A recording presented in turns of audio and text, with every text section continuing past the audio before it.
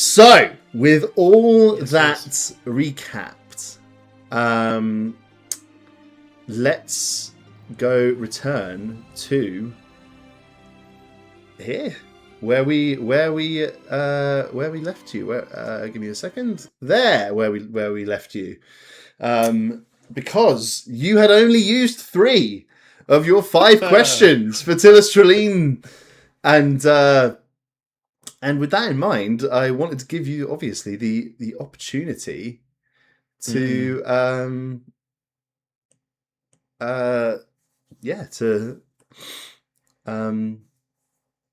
to continue that line of questioning. Okay. I mean, obviously, we're not going to squander the opportunity, or not put any thought into it for. Yeah, of course. So that would be a huge waste of time and resources. Sure. Do we remember what we asked him already? No. I remember the information. I don't remember the specific questions. Cool. I haven't done a recap for the last session either, to be fair. But yeah, I mean, basically, I think it was along the lines of, what's the deal with this symbol? Where are they going to be striking from, and how long will it take them? That was kind of the thrust, I think. That's of the right. questioning. That's right. Yeah. I don't think we covered it in the recap. How long did we have? It was like a matter of weeks. 2 weeks? No, well, what I think Days, what he said was he didn't really know. What you were told was they would have to get to Darius first. They need to do another ritual. It would take them at least a couple of days to get to Darius, and that would be moving very, very quickly. Beyond that, would only be guessing. That was kind of the extent of the information that you got. That right. I don't think really, certainly from the line of questioning that you have asked so far, that okay, we have a geographical distance from Darius, which you would sort of have an idea of anyway, but what's involved in terms of doing another ritual, who knows? I think, just to be out of character, to not squander any questions, I do think it's probably worth us asking what is the ritual like, or what does it involve to the best of his knowledge, right? Because at the moment we don't know whether it's this like, oh, they just need to kill another guy on a symbol, or if it's like they need 1,000 people to die at once, and like we don't know what the scale of what we're dealing with is here. Yeah, I think that's good. I also, out of character, had the thought, did she give Jeb a note, like, to deliver to Tillis? No, what she gave you was a token, if you recall, because you used that to pass the guards at the doors to the Horizon Palace, and it was just really something that you could show him to sort of indicate you're good to tell these people. Her note was asking us to check on Tillis, if that's what you've got in your mind. Oh, that, yes. Because you missed her, she left a note, and in that note was asking us if we could go check on him. Oh no, did she not to meet with him or something? I actually think she may have said that to Jeb in person. Did she not? I think I could be wrong. Because they did meet. They did meet up. So yeah, I think that was the instruction was given to Jeb in person to check in on Tillis. But what she gave you was a sort of token to show her station, as it were. Yeah, because I think another question could be, and this might not be relevant. That's what I'm trying to figure out. Is like what did you discuss with Jin Taviel, or I don't know, something along those lines. Like, I feel like there might be something there that, because he's now dead, like she told him something, he told her something. Oh, I see what you mean. I mean, all Jen said, we could use to know. All Jen said was that he had asked to see her because he had something he wanted to speak to her about. Okay, so question could be, what did you want to speak to Jen about, possibly? Yeah. Because he would know that she was now pursuing the Stellar Eminence. Is what I'm thinking. I'm happy with those 2 questions. That seems Let's good. go. Yeah. Cool. Okay. Go for it. I think it was me that cast it, wasn't it?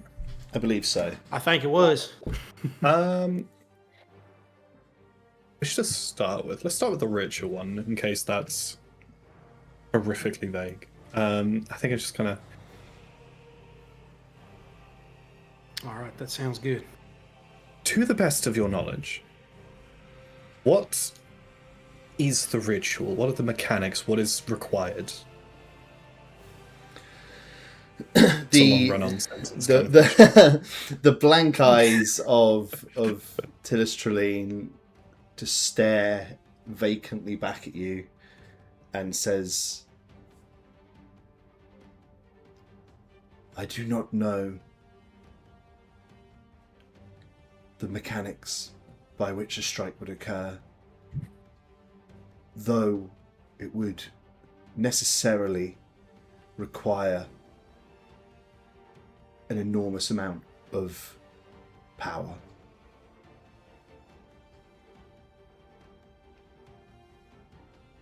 Okay. Get into that. What did you want to discuss with Jen Tabiel? I had intended to alert the first night that I had discovered that the Stellar Eminence were operating from underneath Darius, and I was intending to discuss with her the best way to access the ruined city.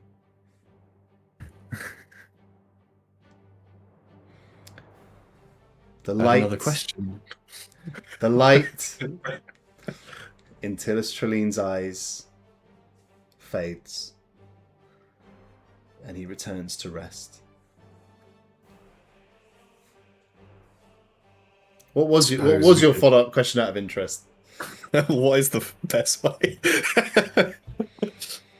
Does he know, or is he asking to discuss it with her? You know. Well, we'll never know. Well, till we find another speak with the dead, cut his head off. No, I'm just kidding. I was thinking that. I was like, we don't want to cut his head Just off. carrying around this just sack of heads. Just Lorben just strung with a bandolier of heads. Oh my god. That he can talk to at will. It's I don't think monstrous. that's the vibe you're going for, but maybe. If we're speaking practically, this head has more information than mine. old Like a sociopath corpse Lorben. Right. Yeah, he's like When you've got a spinning it goal. around. Who do we need to talk to about this? Like spinning it around. You fucking.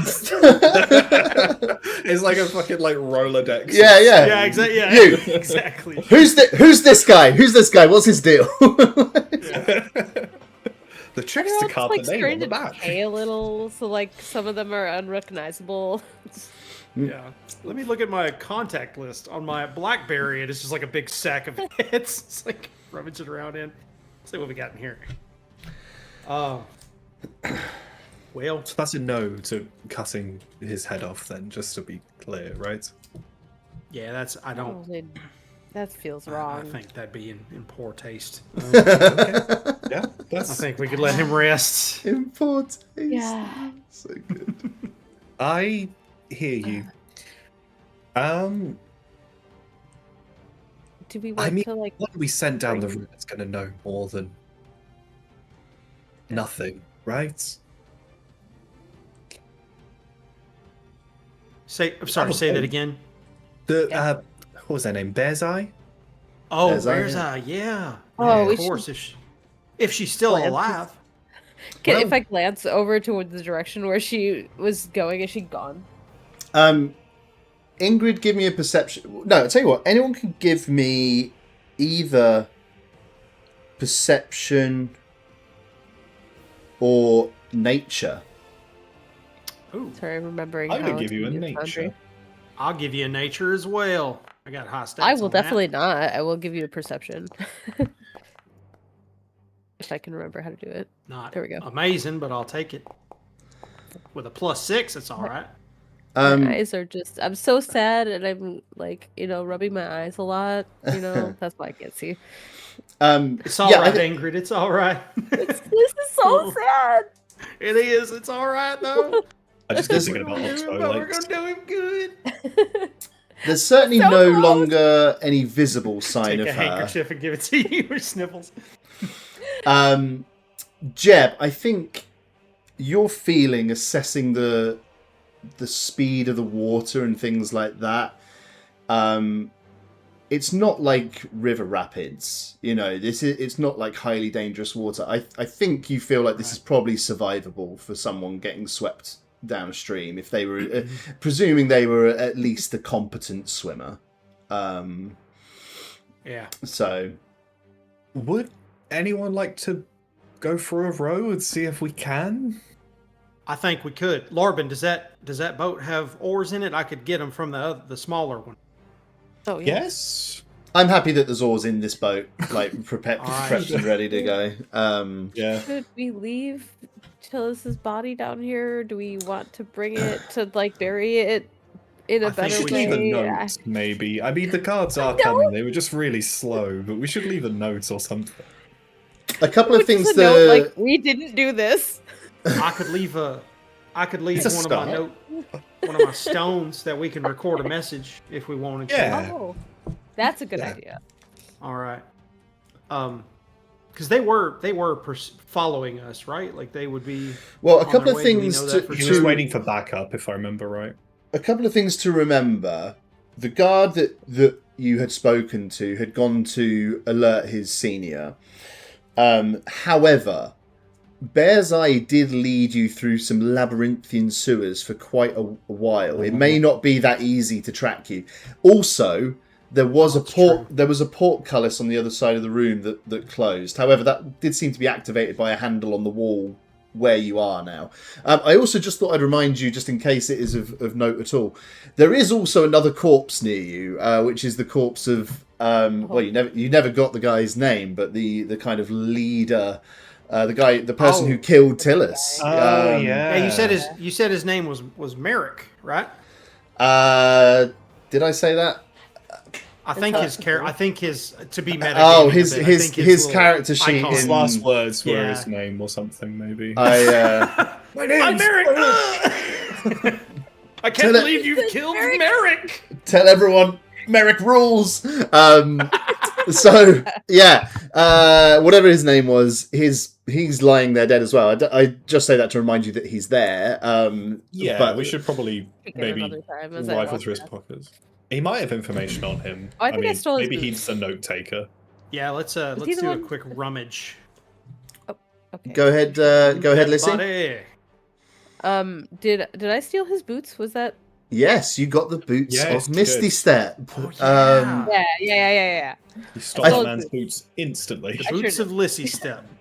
I think there's nothing. There doesn't seem to be anything else on him. He has, of course, an amulet of Asmonos around his neck. That is essentially identical to the one that Jeb is already carrying. I mean, if you think there would be any value in having two, then I you think could. it might be valuable if we all had one. Just could Maybe so. complete a little disguise or something. Like if there's enough corpses around for us to just gather up one each, maybe. I will say, having one fused to your chest when it's around your neck is an unpleasant and horrible thing. So maybe we don't so much wear them as we just keep them handy. Yeah, I was just going to put put it them in in my my bag. pocket. I wasn't really planning on wearing it. Yeah, well, I am like in the middle of saying that I am taking that off, jamming it in a pocket. Hat goes back on. And Why Jeb, are you wearing it, Jeb? You have like a rubbing the- scar from it now. yeah, Yeah, and I'm so- rubbing the spot on my chest where there was like a big red like fused. Yeah, stone. I think you can still see Okay. the sort Sounds of still see the mark of it. It's sort of almost Just a gap in the branded fur. into you somewhat. Would it like Yeah. burn the fur away? Like, do you have some kind of Yeah. weird, cool tattoo or something? Like, I don't know how tattoos work. Hope you're ready to get into Asmanos worship. Right. Yeah. And that you're dead serious about it. Hey, you know what? We could possibly use that. Is if we have those with us, they might mistake us for adherents. Yes, that's what I meant. Like, it could really piece together a disguise. Well, maybe if we can get to Bear's Eye, we can get one off her corpse or just steal it from her. I mean, did the underling guys around us have some as well? Or was it just the top level guys? That's a really good question, and I'm glad you asked. There are a couple of them still here. They do not carry the amulets. This isn't maybe something that is given to any worshipper. Cool. So what? There was a bit of discussion. You've got two. Who's taking the second one? I could take one. You could take one. I'm good with either.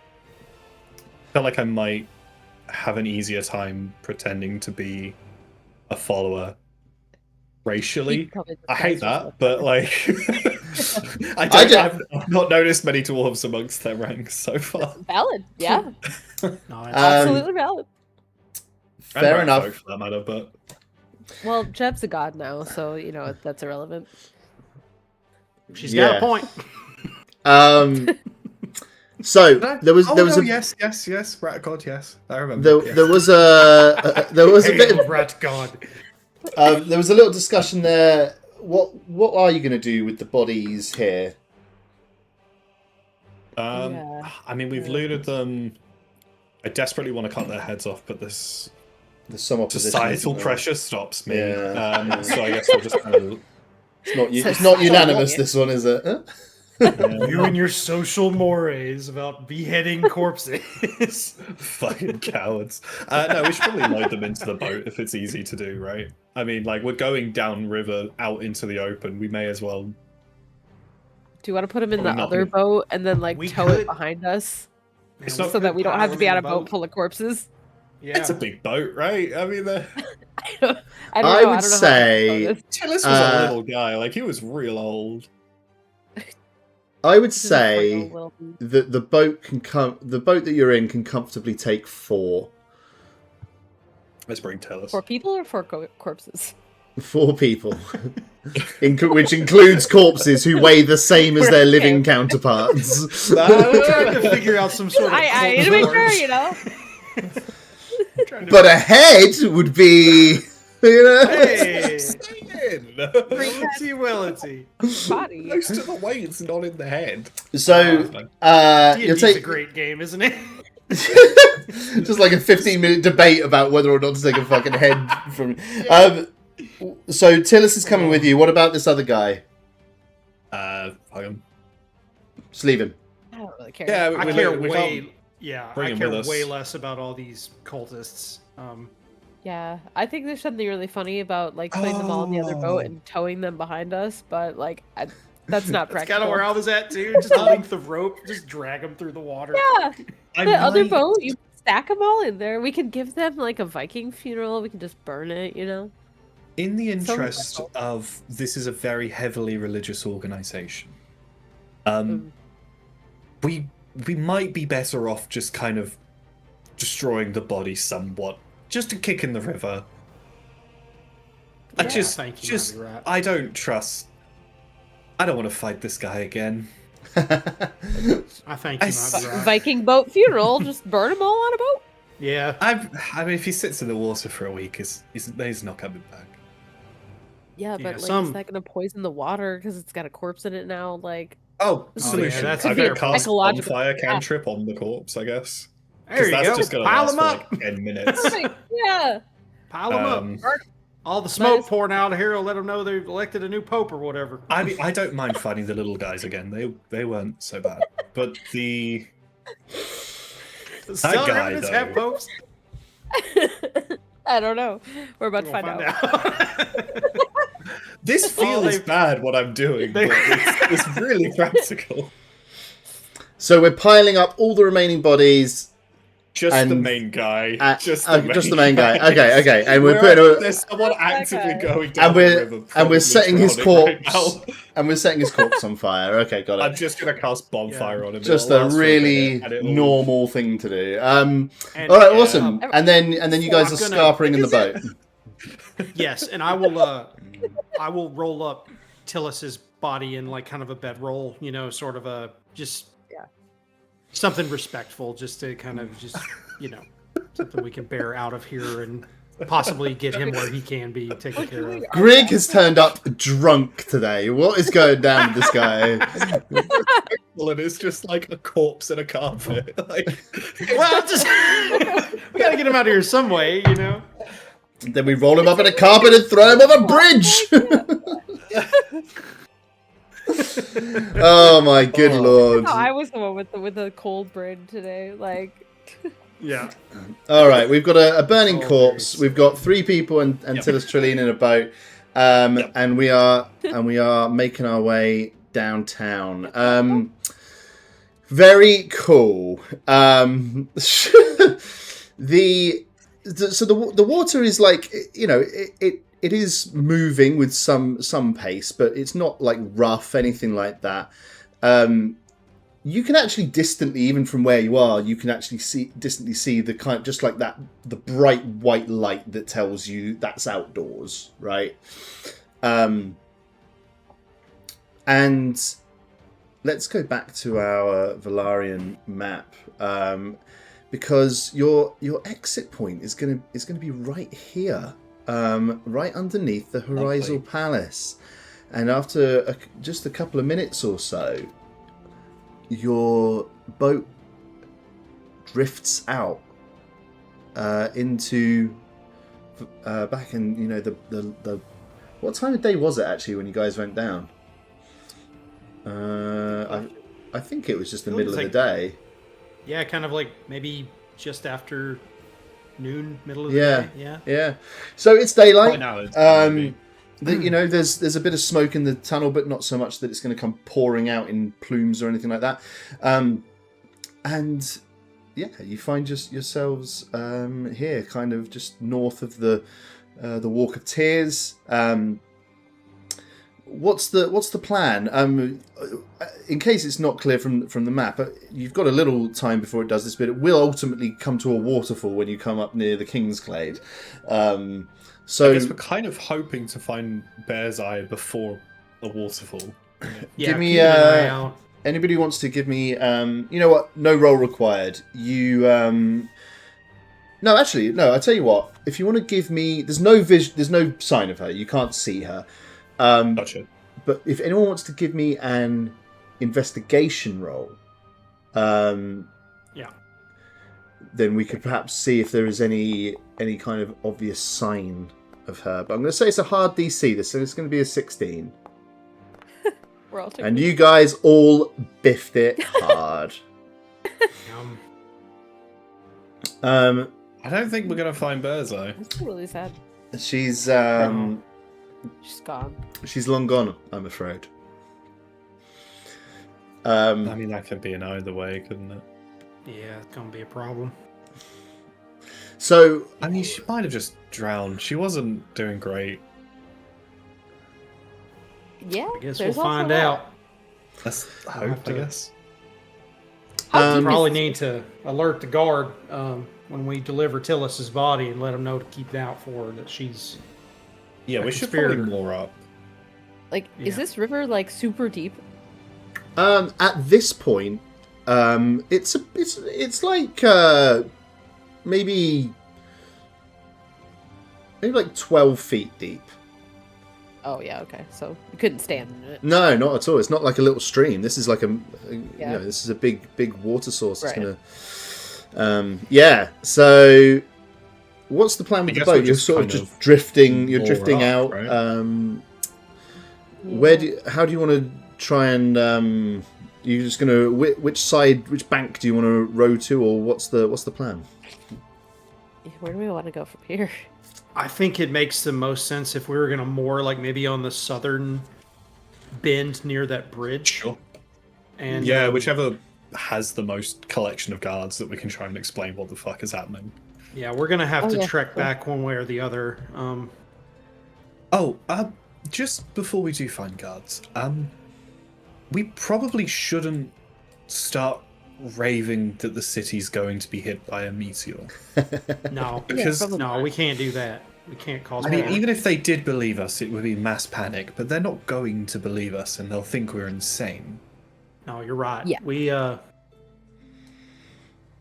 We need to tell somebody though, somebody that can listen to us. I mean, we could tell the whole truth about how Tillis died. We certainly could. I don't think there's any problem there. And God, I'm so sorry. I'm so bad with names. I'm trying to remember the name of the professor, the scholar that we were speaking to about religious studies. Like before we saw Tillis? Oh, he's lecturing at the academies, I believe. Oh man, I don't remember her name now. Jesus, I'll have to find it. Anna, I think it's Annalith. But I can find it. Annalith Avanon. Thank good work. Avanon. Okay. Yeah, the one that we first went to talk to about Asmodeus. Look at that notebook. Damn. Yeah. Ingrid, Also, you can have a D4 of heroic inspiration for taking good notes. Hey. I got a reward behavior like that. I have a notebook. Shut the fuck up! I didn't have the name. Get back in your box. But y'all, I gotta tell you the truth. My head's swimming. Like I feel like we need to tell somebody.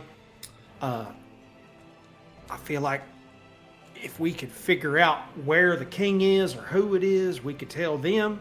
I feel like we need to tell Jen and get their help. I feel like we need to go to Darius. Like I'm not really sure. What to do. Yeah. I feel like finding the king's gonna be a little lengthy, let's say. I think it's gonna take a long time, even if we could. I think you're right. I don't think there's enough time.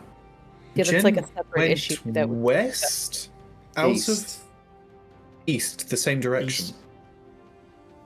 Well, that's beneficial. Yeah. So out of character, Darius is where in relative to southeast from here. Okay.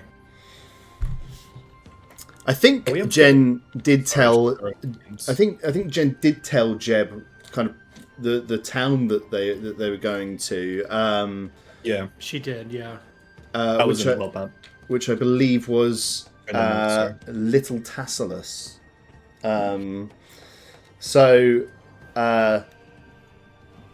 I'm happy if anyone wants to give me a history check to see if you know exactly where Little Tassalus is. Sure, I'll do that.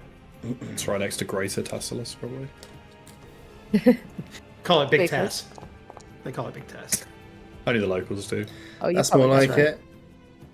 Not bad. I haven't noticed one history, so I'm not going to try. I don't suppose I could get advantage out of being vaguely local while growing up. You can, actually, yeah.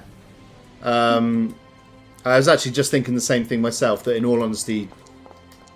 might just be the knowledge I'd have. Lorben probably, I probably didn't even need a roll here, to be honest. I mean, it's a village it's that sits 5 minutes to the west of Darius or something.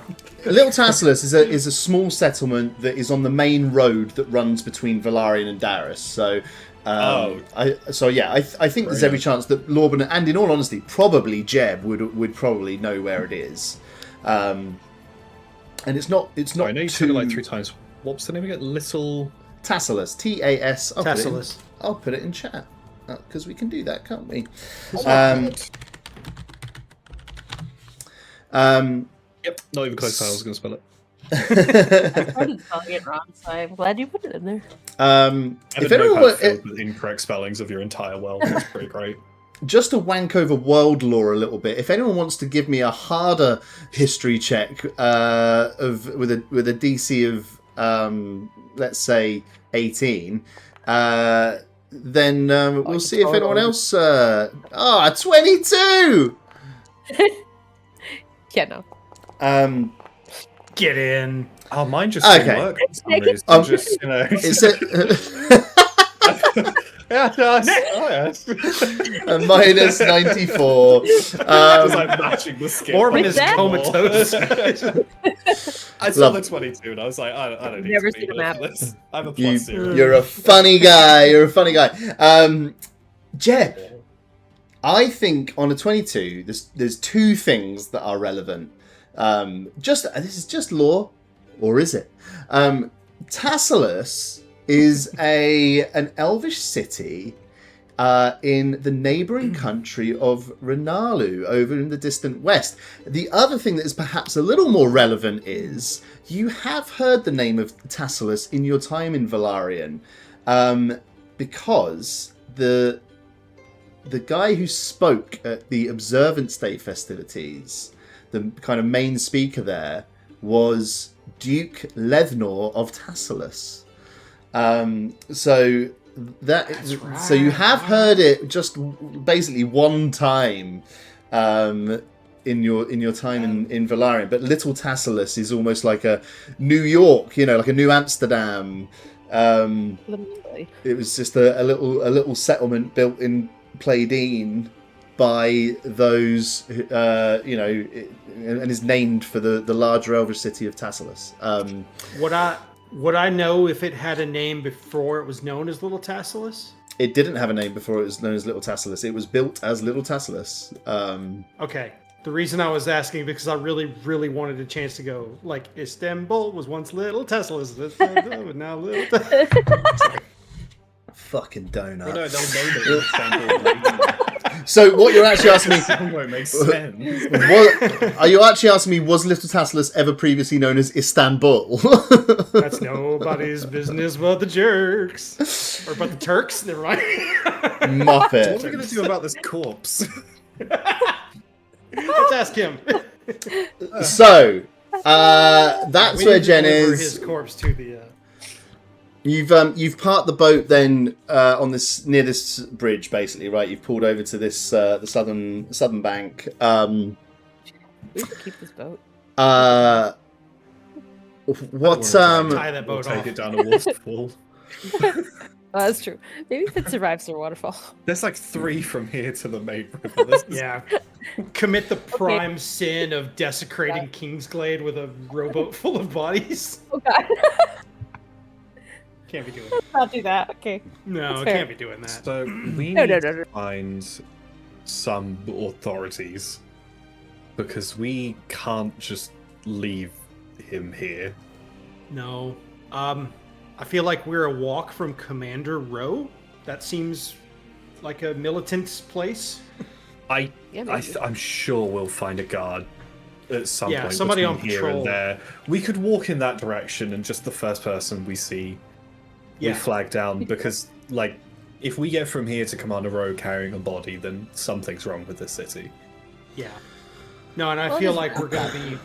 Yeah, I feel like Jeb's gonna be moving with purpose too, and just keeping an eye out for anybody carrying a pike or a city sigil or something like that looks official. I think Looking for an adult. even where you've kind of banked here, There's a lot of boats that go down the river either. no, Yeah, it's true. certainly not. It's not a it's got a load of waterfalls. It's not a route. It's not It's not shipping a pleasant route. one to go down. No.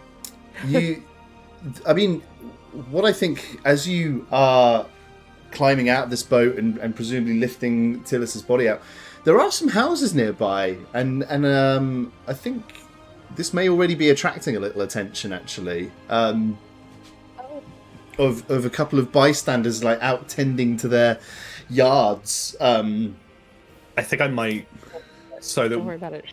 people don't get the wrong idea, I might kind of wave at them and try and call one over and just start half explaining the story and ask them to fetch the guard, kind of thing. Okay. Yeah. So you The locals will know where the nearest guard post will be, I imagine. Yeah. And I think they just well, you're a female elf walks over to you, and she looks just extremely puzzled at everything that's going on, and she's sort of like looking around you at Tillis rolled up in a bedroll, just leaning to block a little bit.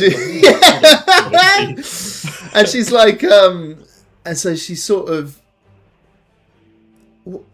what do you mean? What have you told her actually?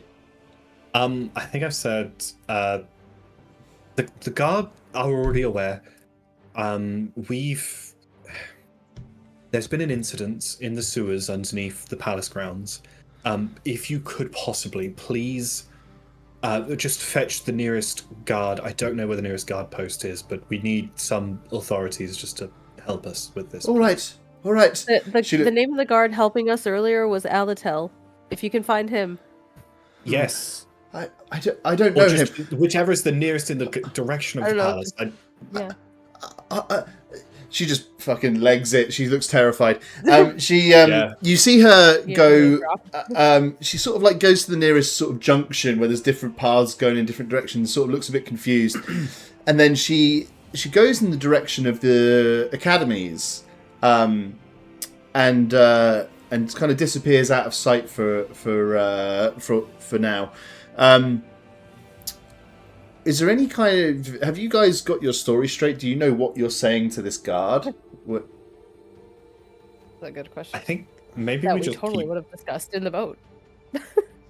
I think we just keep pushing up the chain of command, right? I think we just go like, no, the palace guards know, kind of thing. Okay. Yeah, just kind of like try and make it over their pay grade. Yeah. All right, awesome. It's one of the few occasions where we can actually big time people with legitimacy. Yeah. As a like, kind of like, no. I know you're just a guy that watches the corner. I need like the big boys. Like, give me the big boys. Yeah, I think anybody that we come upon that sees it, the answer is like, we need the city guard. There's been a murder. Just kind of keep it at that. And yeah. But yeah. After I don't really feel any reason to be too about.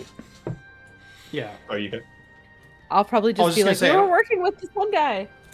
Yeah, I don't feel a reason to be like super secretive about it, other than the details of the stellar eminence and the fast approaching apocalypse. But the other aspects, even just saying there's been a ritual killing, I think would be too much. I think saying murder at this point is probably best for the middle of the city. Yeah, I think so. Mm-hmm. So a couple of minutes later, you see this elf return around the corner, and behind her comes striding a member of the Veldari, proudly kitted out. He already has his sword drawn. Terrific! Okay. As he marches over to you, and this female elf disappears back inside her home, and you kind of can hear the door bolt behind her as she goes in. She wants none of it. I'll say after her, I will be like, "Thank you, ma'am," as she's like slamming the door away from me. Yeah. Member of the Veldari strides up to you, and she looks with her sword drawn. She kind of looks and says, what in Telios' name is going on?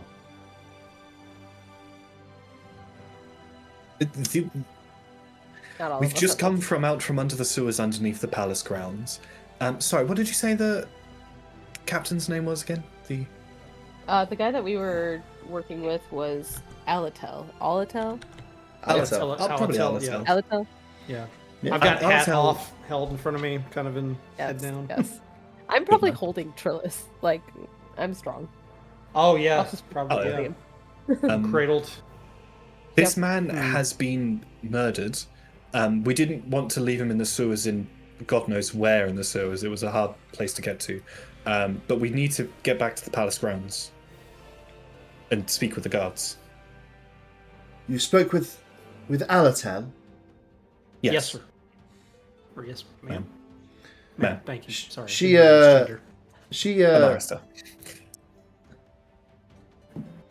says, "May I see them?" And points at Tillis Treline's body. I'll reach and kind of take the cloth drape from his face so they can see him. Yeah. This is Tillis Treline. As you uncover the face, you see her like clap her hand to her mouth in shock. She's like, Professor Trelaine. And I'll cover it back up and say, ma'am, it is of utmost importance that we speak to the High Guard of the city. Would you possibly be able to escort us up? I mean, we have... It would be horrible to have to explain this to everyone on the way. Yeah. Lorben, give me a persuasion roll. Can I offer a help with this? Kind of backing him up? No need, buddy. No need. Don't worry about it. Yeah. Look at the fire effect. Yeah. Don't worry about it. Hell yeah. She takes a moment. She can see that, like, you can see like a tear is like rolling down her cheek as she thinks this through, and she's like, yes, of course, I'll. She's like, and she points back over across the river. She says, "Come on, we'll go that way. It'll be quieter." Thank you. She was going to take you up to the other entrance, sure. lower foot traffic in that part of the city. So she sets off over the bridge. As you're walking along, you can see her just like wipe a tear away occasionally, and she says, "Who you found him? Who did this?" As you're walking, did we settle on whether we know the name of the guy that we burned? No, you don't. You didn't know his name. We don't know. Yeah, I guess we didn't actually get it. I think I might just say something along those of like, there was a group that had plotted this. I'm terribly sorry. Did you know him? She nods. Yes, he taught me he was my professor many years ago. He was such a sweet and knowledgeable. I just don't understand why anyone would do this. He was a great man. I'm terribly sorry for your loss. He seemed to have been betrayed by his attendant, Bear's Eye. She bites back a little bit and goes, when you say he was a great man, she goes, he was a great elf. Excuse me. And sort of snaps, I didn't mean to misspeak. Snaps back a little bit. Jeb. He was a great elf. Excuse me. As you guys arrive up to the... Why Grace? She gotta be racist. I think she, it's like... yeah. She wouldn't tolerate you calling him a man any more than she'd tolerate you calling him a dwarf. Yeah, that's true. So she and Ingrid, you're carrying Tillis's body, right? Yep. I think you get some looks as you're passing through. Just not too many people, but you'll those that do see you, I think you'll get some sideways looks. It's the rat and dwarf again. Oh, they've got a body this time. Yeah, this group have what been. What are they up to now? Those kook kids. When you arrive at the Horizon Palace gates, she just sort of, as you get near, she's like, just wait here a second. She walks up to the gates, and you can just see a brief conversation ensue between two guards. That kind of almost looks like it's going to veer into an argument at one point, but then ultimately the two guards on the gates stand aside, and she gestures to you to come. The gates are opened, and as you're walking through, you hear her saying to one of the guards on the gates, "Where is Lieutenant Alatel?" and there she gets pointed in the direction of this kind of civic building nearby, and which she duly leads you over to. This building, so it's a few doors away, only a few doors away from Tillis Treline's house, and it's as you go in, I think you identify it, that it's essentially like it's a guard. It's sort of a police station, basically, right? It's like a place where Veldari would deal with any kind of paperwork that they have to do in relation to any cases. Would be a meeting place for them, and so on, and also a place for people to report incidents. And sure enough, as you walk in, you see Alatel in conversation with another elf, and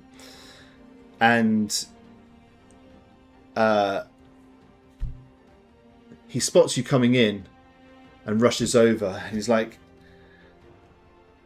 he kind of like, oh, thank goodness, and then spots this, what is pretty clearly a body in your arms, and says,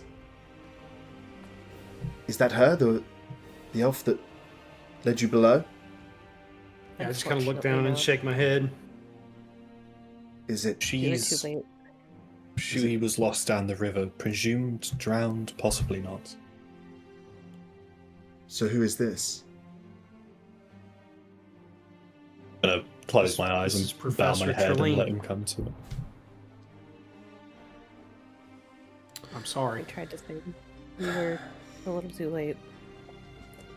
He turns to his colleague who led you up here, and she kind of stands to attention and says, I found these three on the riverbank, sir, near the academies. They told me that the professor had been murdered by a group who'd been plotting against him. And I thought it best, they said they had spoken with you. I hope I have not judged wrongly in bringing them to you. He sort of like just taps her on the shoulder and says, it's Amas, isn't it? Yes, sir. Very good, Amas. To your post. And seeing her linger on looking at Tillis, he kind of just grips her shoulder again, and just looks her in the eyes, and says, your duty, soldier. Yes, sir. She heads out.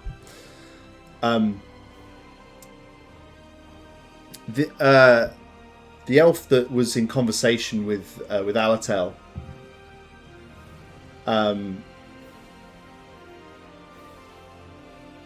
no role required. I think it's just evident this is a more senior elf, and he's been listening to everything that's been going on in this conversation. He strolls over and he says, my lieutenant told me that you had pursued Professor Treline with a captive into the sewers. We tried to follow, but I'm afraid we could not locate you. It was a winding way, deep underground, and even if you'd have found us, they sealed the gates behind us with a portcullis cover. It was on the main river embankment, if that helps you find the scene of the battle for later.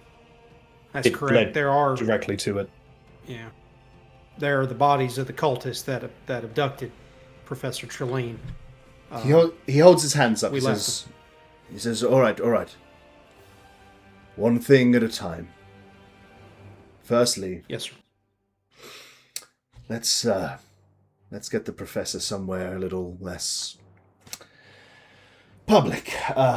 And he sort of spots a bench pushed up against the wall nearby and kind of just gestures to Ingrid to lay Trelene there. I'll do that. He says, all right. So this happened. We can find the location by following the river up underneath the palace, is what you're saying. Yes. Yes, sir. You'll find a crew dock where they were. All right. The leader of them was on the right side of the embankment. His body was rather burned during the fighting, but you should find him there. Very well then.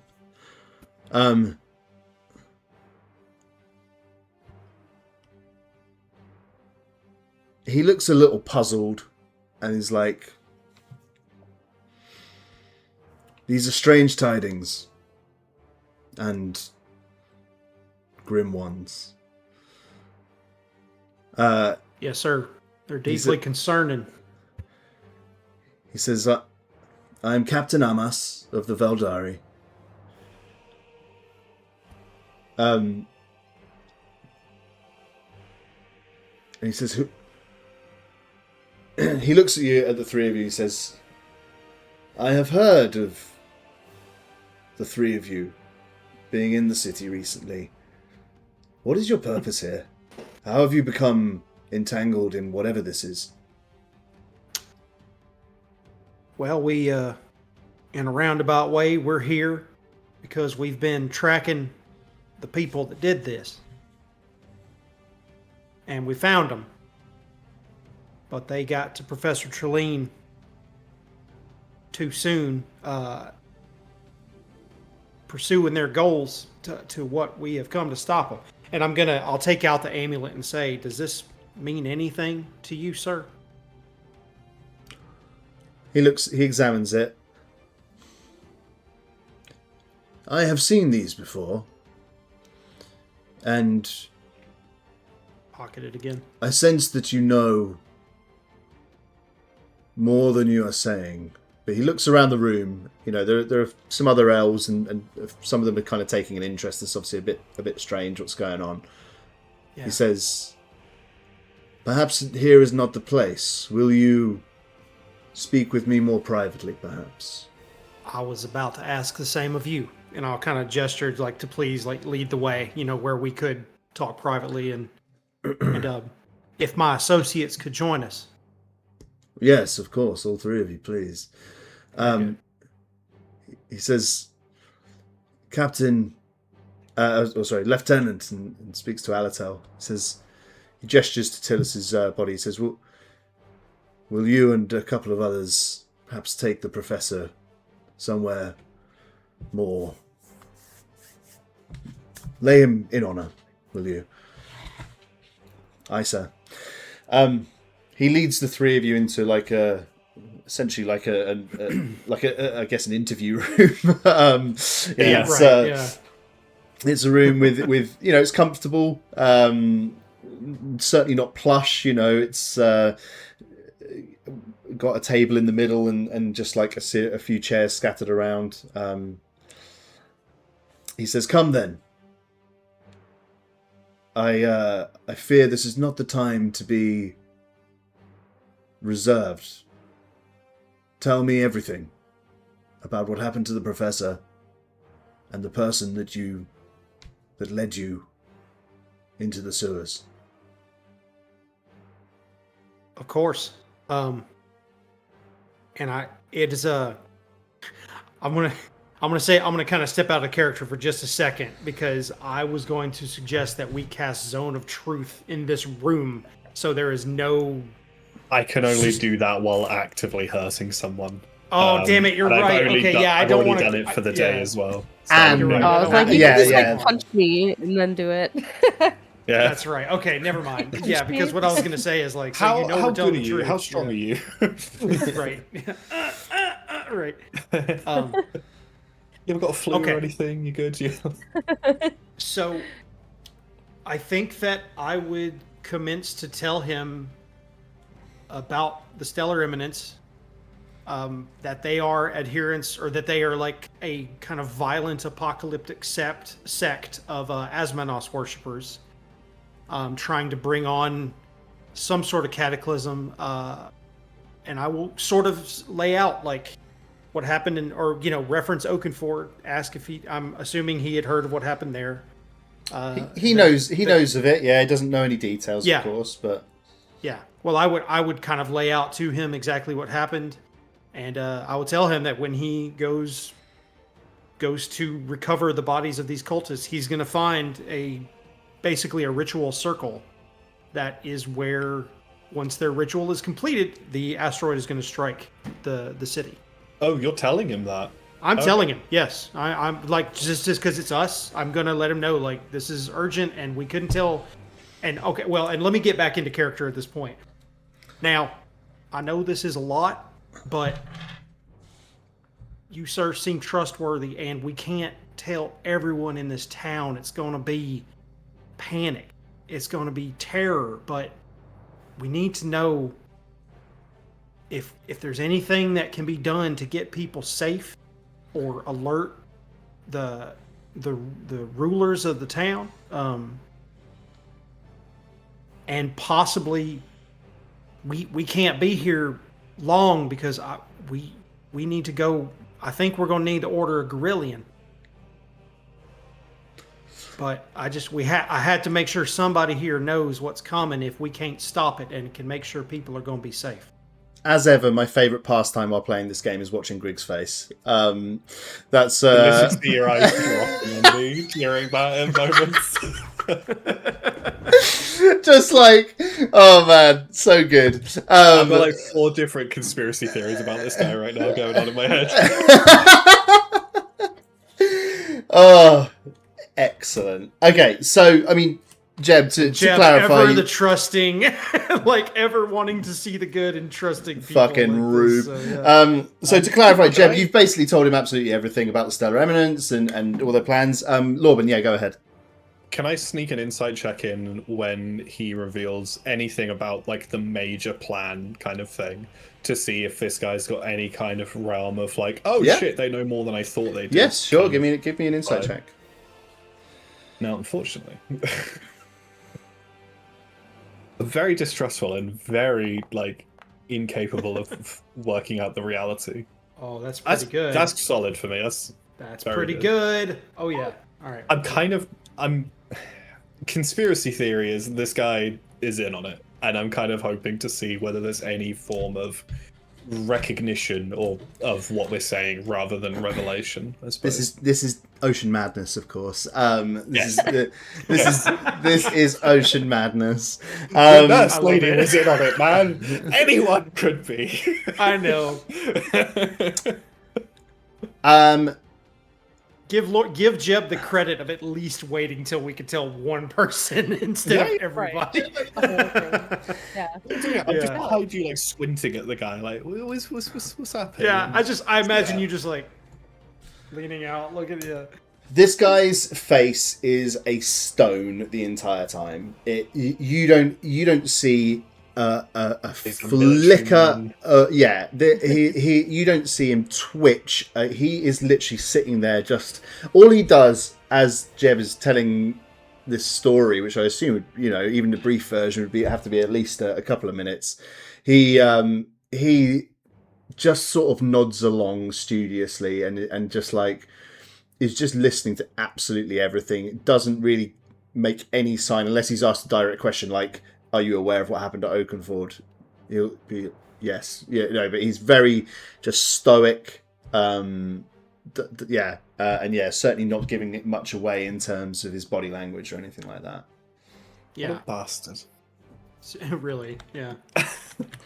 Wear your heart on your sleeve. Come on. He's trained that face. But yeah, and I would. Yeah. I think I would finish the story. Yeah, I think I would, along with what I said there too, as I would express that, like, Tillis knew what they were doing. Tillis was trying to reach out to stop it. They kidnapped him. they used him as their ritual sacrifice. I've lost a lot of people. A lot of people been sacrificed to this effort. I intend to avenge each and every one of them. He, when you sort of finally reach the end, you see him sort of like, and like lean back. I see. Roll for initiative. No. Fireball. Pulls out a gun.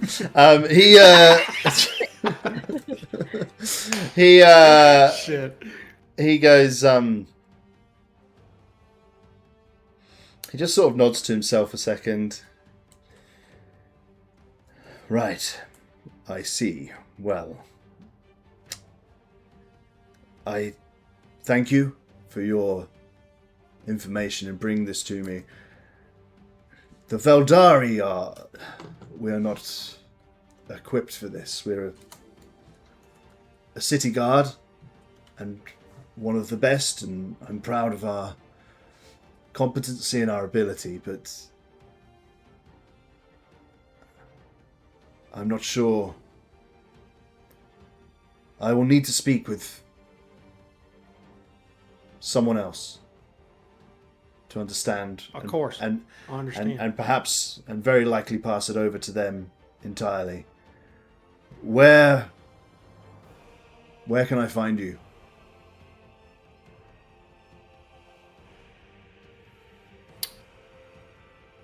I've forgotten the name of the pub. The Last Flagon. You were last staying over here at the Last Flagon, yeah. Well, the issue being is like, scrolled away. How long are we going to be there? I mean, we could give them that as our address. They can hold like post for us. Yeah, that's true. They could send for us, and then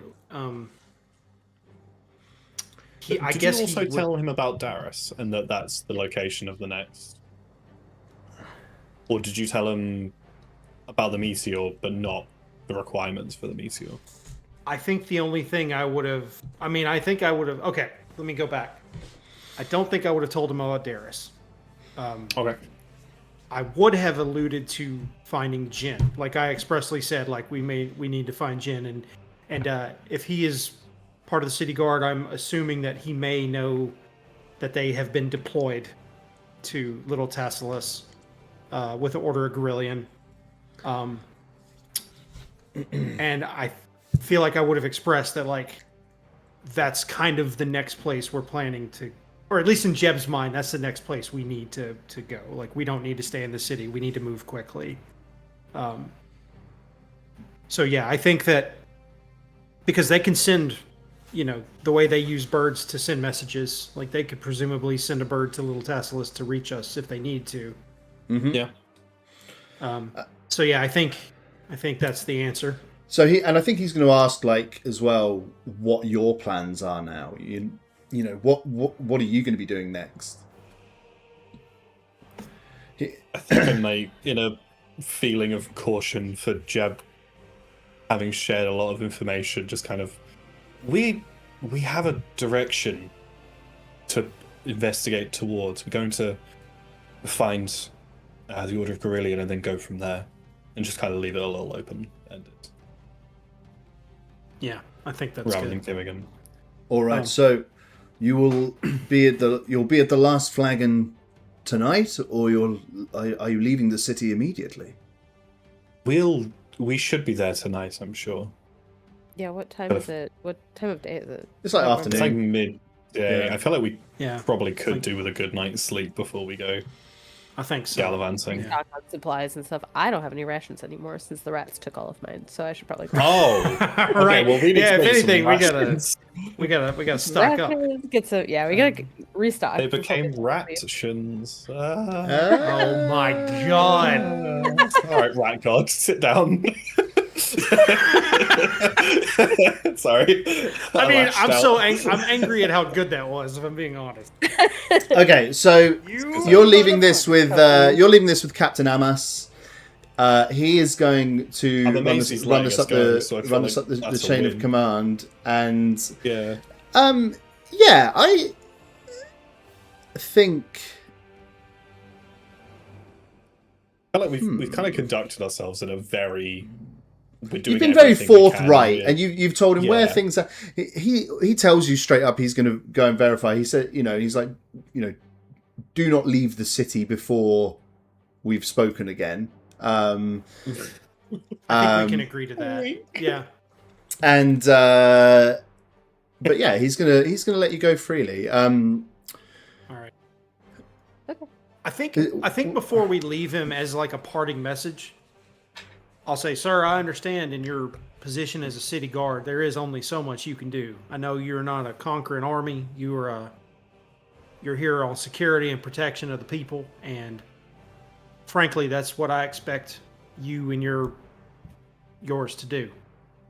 That's all I'm asking. Protect these people. They're going to need it. Well, that's my job. Thank you again. I trust you'll do it. You seem like an honorable person. Is there anything else any of you want to do before you leave?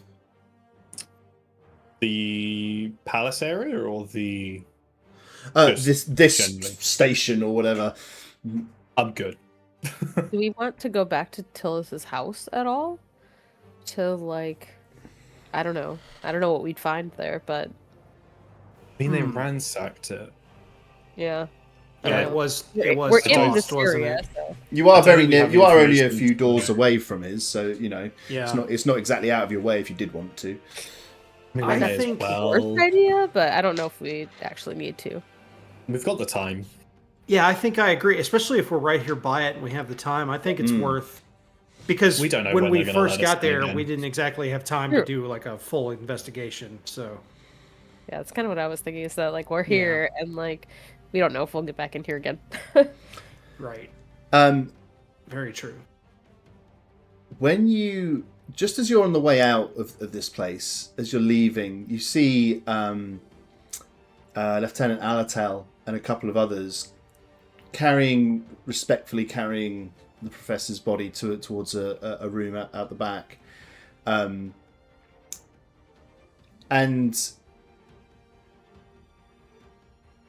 they suddenly become alarmed, and they hold on to the professor's body, but they kind of let out a cry of surprise or alarm. And you just see the professor's body is not doing anything, it is not shaking, but you see that his body begins to glitter with starlight. And you watch as a pale blue wolf, somewhat, not exactly spectral, but in fact, it's more like it's a constellation that forms a 3D wolf, rises out of the professor's body, turns to look at the three of you, and then fades, and the each star in turn just twinkles and fades. But this wolf kind of almost rose out of his body and then looked at you and then dissipated. So we're off to the guards gather themselves. Anyway, We'll skip right past that. The guards kind of gather themselves. Well, that was weird. Anyway, and the lieutenant. Actually, it's just what he does. Alatel is just like watches it and then just shakes his head clear and is like, "Come on, let's get him back here."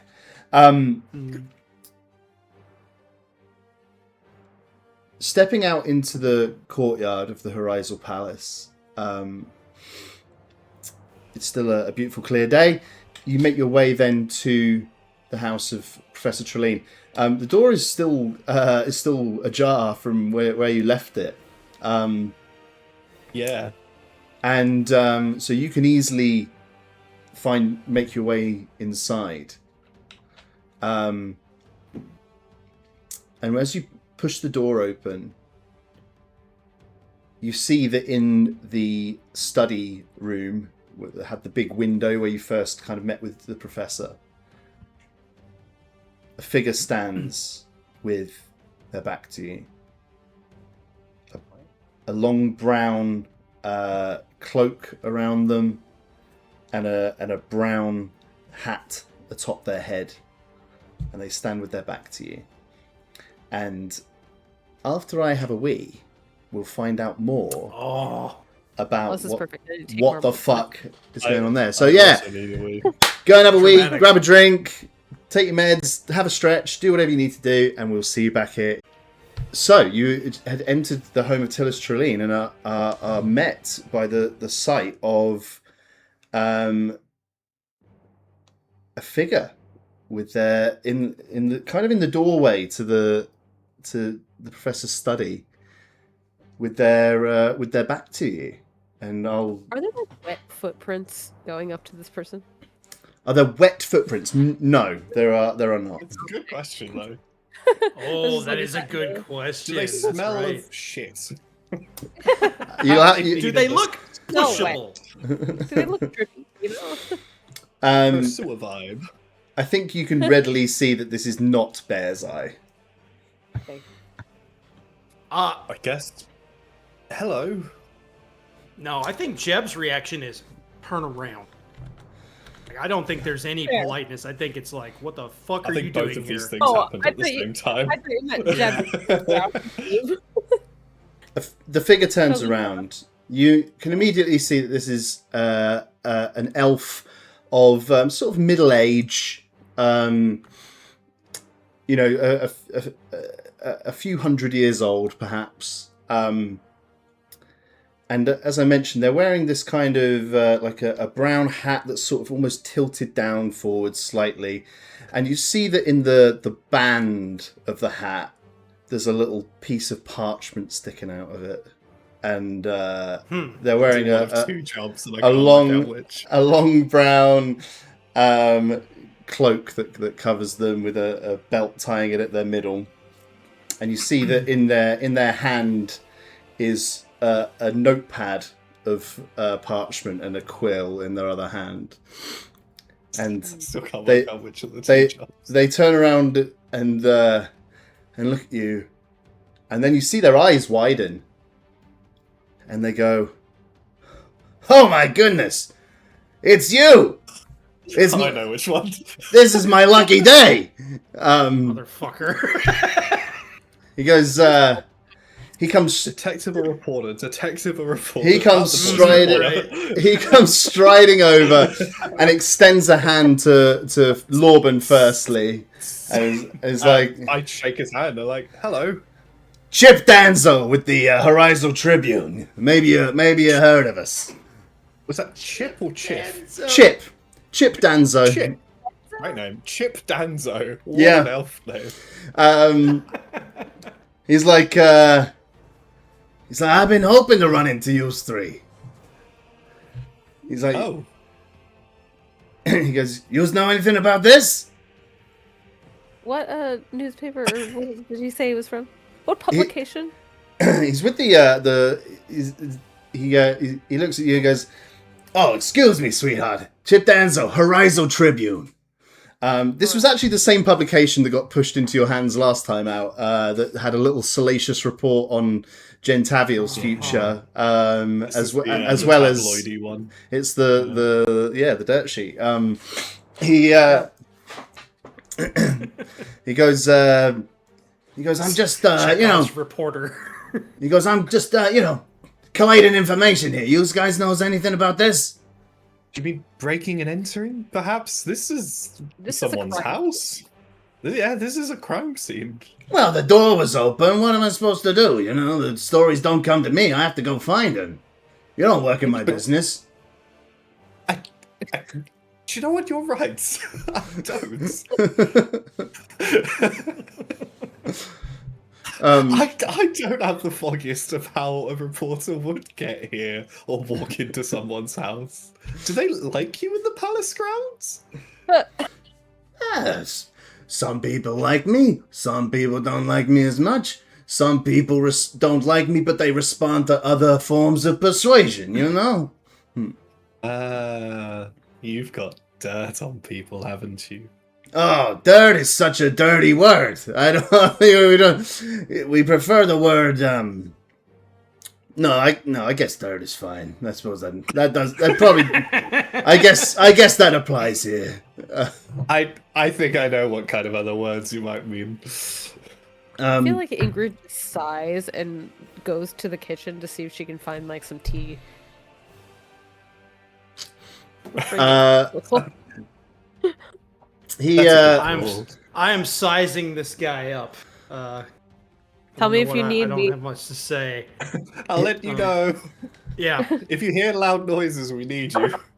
Yeah. Deal. I'll notice you wandering off, Ingrid, and I'll kind of just look at you, and be like, "Don't wander too far. Don't wander out of swinging distance."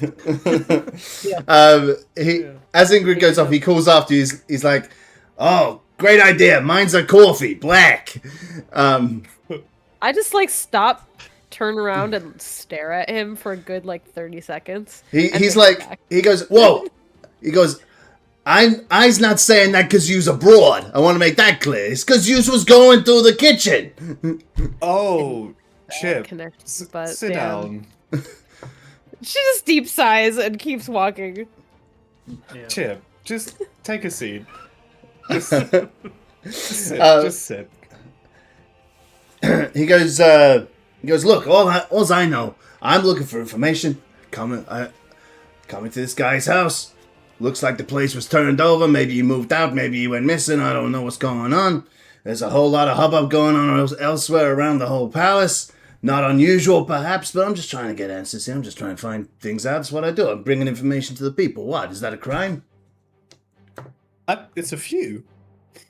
Yeah. We've committed a few, but we can go past that. Yeah, sometimes you have to do crimes to get the information, but I'm saying getting the information to the people. That's all above board as far as I'm concerned. That bit I've is seen the fine. information you peddle. I don't know if it's very reliable, to be quite honest with you. No, but if you got a... I mean, it wasn't completely incorrect. Jeb, if you got a complaint with our editorial standards, we're always looking for feedback. You just... honestly, it'd be great if you guys would come down to the office anyway. Because I've been wanting to speak to the three of yous anyway. To ask what? Well, look. Last few weeks, there's a little group milling about in Velarion. And where are they going? Who knows? What are they doing? Nobody knows. Last few weeks, there's always some weird little stuff going on around here, of course, but some quite weird stuff's been going on. I know that the three of you's had a little set to with the big cheeses down at the Velarion Hall. He goes, I wrote a little piece on that, actually. He says, but, he says there's a couple of other weird things been going down. Our offices are based down in Dawn Valley. I know a few people down there. And, I don't know. Oh. There's this baker. This baker comes to me recently, tells me this story about a weird little group who come in and start hassling him about his ancestor. And I don't think too much of it until I ask him, okay, who are these people? Who's doing this? You know what he tells me? He says, a half-elf, a rat guy, and a dwarf. All of a sudden, my ears are all aflutter. He goes, so I say, okay, I'll look into it. I kind of forget about it. There's a couple of other stories going on. You know how it is. I've only got so many hours in the day. I'm an elf. I only have to meditate 4 hours a night, but that's still, I've got limits on my time. 4 hours, yeah. He goes, but a couple of days ago, he says, hey, Chip, I was telling you about these guys came in my shop. He says, this guy comes back in and just drops a sword on my counter. Tells me it's from my ancestor. Now I don't know what to think. So all I'm saying is, look, I've been looking for you. I'm glad I ran into you. Where we ran into each other doesn't really matter. I'm looking into a different story. You don't know anything about this? Fine, I believe you. I'm just saying there's a few weird things been going on in this town, and I'd love to get a quote. You want to give me a quote now? That's great. Or maybe you come down to the office, we have a sit down, we drink some tea together, we get to know each other a little, we get a little rapport, and maybe the article comes out a little bit cleaner than what I might otherwise come up with, you know? Do you think you could wait here just a minute, and me and my partner here, we could go meet my other friend in the kitchen and come back to you? Just give us a second. You take your time. I got some stuff to look into in here anyway. This place got tossed. Oh. Don't touch anything. We'll be right back. I'm not here. We're gonna go meet Ingrid in the kitchen. Mm-hmm. Yeah. I mean, this guy is a piece of shit, but Oh, no question. big but. This piece of shit knows a lot. No, that's true. He might. This might guy know knows something. things. That's true. Do you think? What?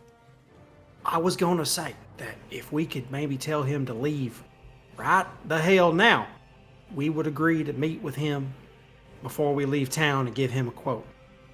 And maybe we could press him for some information. If we meet him in the morning, I mean, Zone of Truth on this guy is going to be delicious, right? I thought you might like that, yeah. Yeah, I mean, Uh-huh. I think he'd agree to do it. Yeah. No, I mean, he wouldn't. did offer, But so that might be our bargain. I think he would just tell us things. I think if we just told him stuff, whether it's real or not, he doesn't care. He just wants someone else to have said it. Yeah, I think you're right. I think that's We true. could tell him anything, and then he'll tell us what he knows, whether it's real or not. We can try and work out, either magically or non-magically. But You know, honestly, the more sensational it is, probably the more he's going to like it. We gotta really add some flair to whatever we tell Yeah. him. I'm going to kind of maybe you're lean. the king. I mean, you could tell him. We could Nah, tell him that's about the probably new. We could tell him about the new religion that's cropping up in the graveyard. Yeah. I feel like maybe we start with a slightly more normal one, and then we lead there. If we start with that I one, don't know. he's gonna think we're crazy. I mean, have you seen this guy? I'm gonna kind of peek around the corner, see what he's doing right now. He's scratching his butt. Okay, awesome, perfect.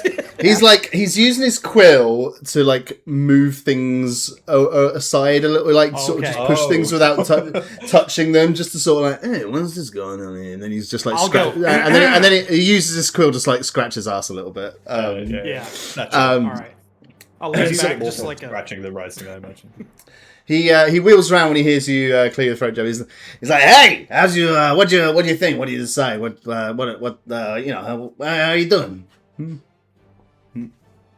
Just pop So back we up. talked about it, and I reckon if you could leave right now, we will meet with you in the morning and give you a quote, and we can discuss this at greater length. You guys gonna give me exclusive interview? If You're you not- leave, if you turn on your heel and walk out this door as soon as we finish talking. Okay, you promise you're not gonna go down see those schmucks at the Southview Herald? No, you know, I don't want to get some quotes and then find out they're already being printed. Chip, I You promise have- you, we're gonna give you the exclusive interview, and then I'm gonna spit in my hand and then hold it out for a handshake. He That's seems like just- the kind of guy. That's disgusting. I want to say man. he You don't need- do that for just anybody. That's disgusting. I've never actually You- seen you- him do that before. You need to work on your personal hygiene. Okay, you need to don't just shake hands normally. It'll get you a lot further. Okay. He, I saw with that quill, Ben. You've got no room to judge. he looks back at Ingrid. He's like, "By the way, what happened to that coffee anyway?" I was never getting coffee for you. What And I the hold fuck? out tea to Jeb and Lorben and myself and just sip. I take a very you. like all You'll of us take at the one same time. simultaneous long sip together. Unreal. He's like, "All right, well, first thing tomorrow then." I just glare And at him. I go the door. He extends a hand to Jeb. The door. No, I do not shake his hand. I put it out and I point. You've got to shake his hand. Come on, just. Shake Okay, his hand, fine. Jeb. I'll shake his hand. You shake his hand. He extends a hand to I have an Ingrid. unseen sort of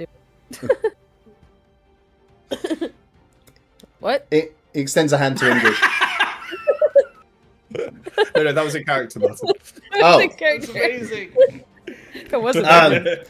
He just like, all right, like begrudgingly draws his hand back, goes to shake hands with Lorben, looks down at his hand and decides not to, and just breezes past you I'll out the hold door. up the other hand for him. All right, he does a little left hand shake. He's like, all right, first thing tomorrow then. It's a bit weird for both of us. Chip Danzo is out of here. Was there anything else? Fucking Danzo is my man of the match. Was there anything I like else that guy. you guys wanted to do while you were here? I mean, I think we came here to try to do a more thorough look over since the first time we came here, there was such a sense of urgency. We really didn't get a chance to like. Yeah, you So I think sort of we're really here you'd only just started really when Bear's Eye kind of accosted Yeah. you. Is there any? There may not be anything, but we want. Let me ask: is there anything in particular you're looking for, or is there any particular room that you want to check more thoroughly, or anything like that? I think that Jeb would be looking for like maybe in his chambers, like a personal journal, perhaps, like something that he would be some of his writings in, or like just something like that might, that he may have been gathering information about the stellar eminence that he was going to talk to Jin about. Maybe like, yeah, I think that's what I'm searching for. Anybody else? Yeah, I am more interested in trying to find a pattern in their searching, because I don't know the place well enough to see what is or isn't missing. But I feel like seeing the kinds of things they're looking around, like, are they looking at books, or are they looking in containers? Are they going through his clothes, or are they going through his, that kind of thing? Trying to find if there's any pattern in their search. Ingrid, anything To else? try and get an insight. I don't know if Ingrid would look for anything in particular. I think she's just kind of doing a, like... She also feels a little weird looking around his house, like, not wanting to take anything, because this isn't, like, it feels a little awkward. Okay. But just helping the others search. All right, so Jeb and Lorben, give me an investigate roll, please. I think maybe seeing Ingrid was a little hesitant. I'm trying to, like, encourage her to try and, like, get her to help me out, kind of thing, if I can... I feel like Ingrid just feels really bad because she was, like, really close to saving him, but then didn't save him, and then now this is all of his stuff, and, like, she doesn't feel like she deserves to touch any of his stuff. Like... Come on, Ingrid, in for a penny and for a pound! I can toss this place. Lorben, I don't think you find any... Not a 5, right? On a 5... There doesn't appear to be any particular pattern to the destruction. Jeb, on a 22, and I'm sorry, Jeb, what did you say you were looking for in particular? Oh, I was looking for like any kind of more personal writings. Oh, sure, yeah. Like a journal, like, yeah. I think in your investigations of the place, you find some notes that appear to be older. In fact, they're dated from some time ago, before Professor Trelaine published his treatise on the gods. And what you actually, on a 22, I think what you end up delineating is these were draft notes, and they contain some content that never made it into the final work. And it is in those draft notes that he mentions that the Stellar Eminence, at the time he was being ejected, were considering moving their base of operations underneath Darius. So it's not new information to you now, but I think perhaps what you kind of realize is that it was the finding of that maybe he had recently stumbled across these notes that had given him that information. Obviously, his corpse told you this was what he was going to talk to Gentaviel about. The other thing on a 22, there is a small mystery that you solve when searching the carer's room, Bear's Eye's room. You find stuffed in a trunk the 3 copies of his book that were checked out of the library. Be damned. We're returning those. We're going to make good with the librarian. Ooh, true. So true. So it was her. It was her. This was the one that we have is torn out. Okay. Yeah, with the good one. So yeah, you do solve that mystery. It was indeed Bear's Eye who was actually hoarding these to prevent anyone else reading up on the stellar eminence. So I think that's what you find there that is potentially of use. Was there anything else that anybody wanted to look at or do? No, I'm good. I don't think so. Okay. You can you return the books to the library, and the librarian. Yes. Oh, weren't you waiting for treaties on the gods to come back in? We've just had all 3 copies returned, all at once, actually. So I can actually holding it in front of I her. must start getting people to return these on time. It's quite undignified to be bringing them back so late. Anyway, what's the plan? You've obviously committed to going and seeing Chip Danzo in the morning, and obviously you're waiting to hear perhaps some kind of update from Captain Amas.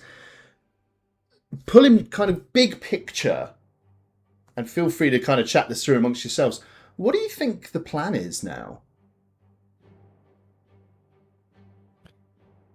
I think in Jeb's mind, we kind of handle any business we have tonight. We rest. We speak to the captain.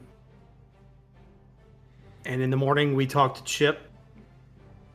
And if there's anything actionable, we act on it ASAP, or we start toward Little Tassalis. We go talk to the Southview Herald instead of Chip. Absolutely, just hornswoggle this guy. Oh, I think that sounds right. Yeah, get all my shopping needs done tonight, and then ready to head out in the morning. Yeah. Yeah. Go re-up your rations. Lorben Yep. feels a personal need to go check in on Silterin. But I think other than that kind of aligns. All right. Is there anyone? What am I asking? Well, yeah. Just let me know as you go along. Like, just if there are people that you want to go and see or talk to, or anything you want to do before you leave the city, then yeah, just obviously make sure that you check in and do whatever you need to do. Did you want to check in on Silterin now, or what's the priority? Yeah, I think if it's looking like the point is where it's like, okay, well, we may as well just turn in for the night. I think that's the point where Lorben would go, all right, cool, so I'm going to go to the King's Mace Inn first, and then go to the Last Wagon. I think Ingrid would probably go talk to Penny and tell Penny that they're heading out, that they will be back, and she promises not to die. All right. Share a brandy flower liqueur with him. Let's go. And Jeb, what are you going to do? Sounds like there's a little bit of a diversion happening. I think that in a attempt to perhaps seek a little more clarity from the stars, I may enjoy some Digo this evening. You leave him alone for 2 minutes and he's off getting high. I mean, this will only be the second time I've really, That's true. partaken, so to speak. So he's a regular now. That's right. Yeah. habitual. No, I think that there's a chance that I would also be maybe looking for the Great Wolf constellation. Mm-hmm. Yeah, I like that. Yeah, love that. Let's go first to the Evercraft key to the Knightsmith of Penny of Penlador. When you arrived, so it's getting on now, sort of early evening, Ingrid. Normally, when you arrive at this sort of time, you would expect to hear the clank of Penny at work. They'd be sort of just starting up. It's, kind of twilight. The Evercraft key is sort of unusually, like, the absence of that sound is noticeable when you arrive at Penny's place. And you kind of push open the gate to the yard, and there's no sign of the Knightsmith. Does the place look like tossed, or like does it look normal? Ah, it looks normal. I guess I would just like call out for him and be like, "Hello, Penny?" So nothing.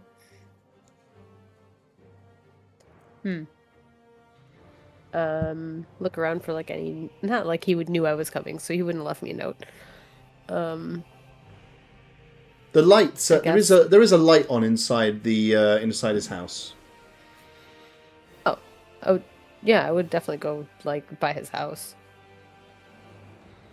and just like knock on the door and be like, "Hello?" You don't receive any answer.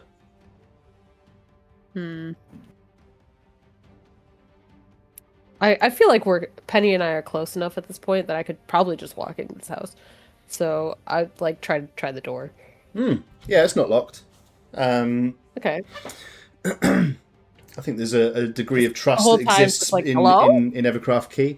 Yeah. Give me a perception check, Ingrid. Okay.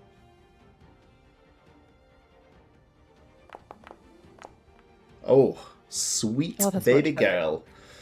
girl. Beautiful.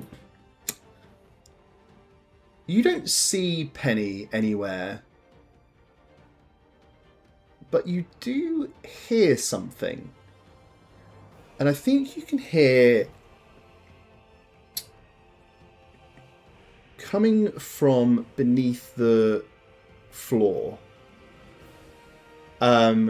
Faintly, very faintly, you can hear metalwork happening. Like in a basement or something?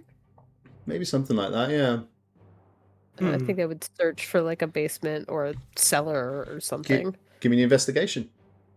Okay. He's got a secret forge that he's been hiding from me. 2 determined. big rolls. Yes. Hell That one's yeah. based on that.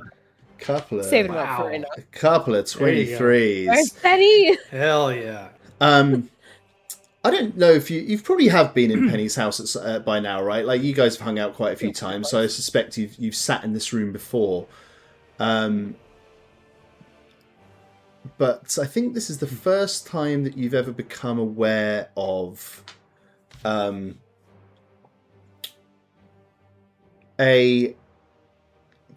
you kind of move around trying to hear where the sound is coming from, you realize that the sound is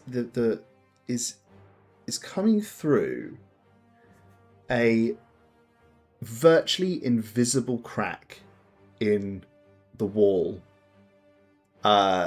next to a bookcase in his living room. On a 23, you go ahead. No, I think that if I determined that the sound was coming from there, I would probably just like try to scooch the bookcase just like a smidge. Not like, but just kind of gently. You give me a strength check. Okay. Oh, there we go. Let's see me through. Can I just click on... Oh, there we go. Ooh.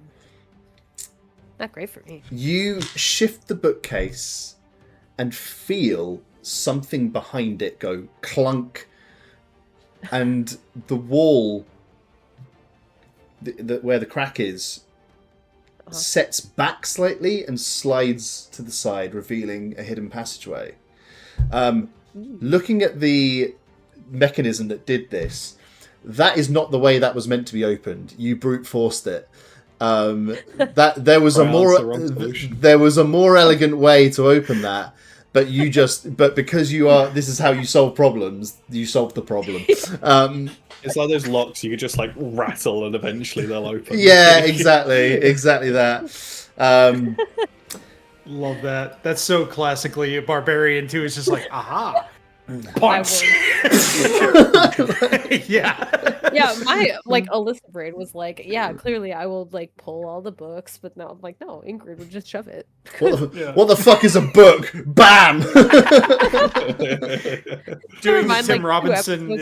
Books are for nerds.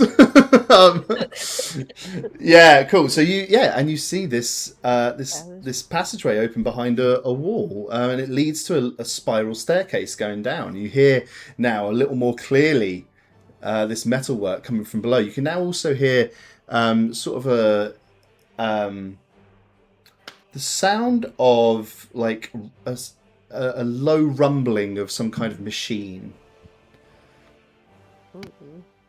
Well, I'm gonna go down there. You're going down. I'm not gonna be like running down, but I'm like a little bit of caution, but not like sneaking necessarily. Let's go over to Jeb. And as Ingrid descends, we'll leave a little bit of mystique there in the air. Jeb ascends. As Jeb, in his room at the last flagon, smokes it up. And what was the ingestion method actually that we settled on in the end for Digo? I think it was was it drinking it? I think it was drinking it. Yeah, I agree. Brewing a tea. Yeah, it was brewing it. Extra, yeah. It has now, become quite a bit darker, and as you stand at the window and consume, you feel that same rush as the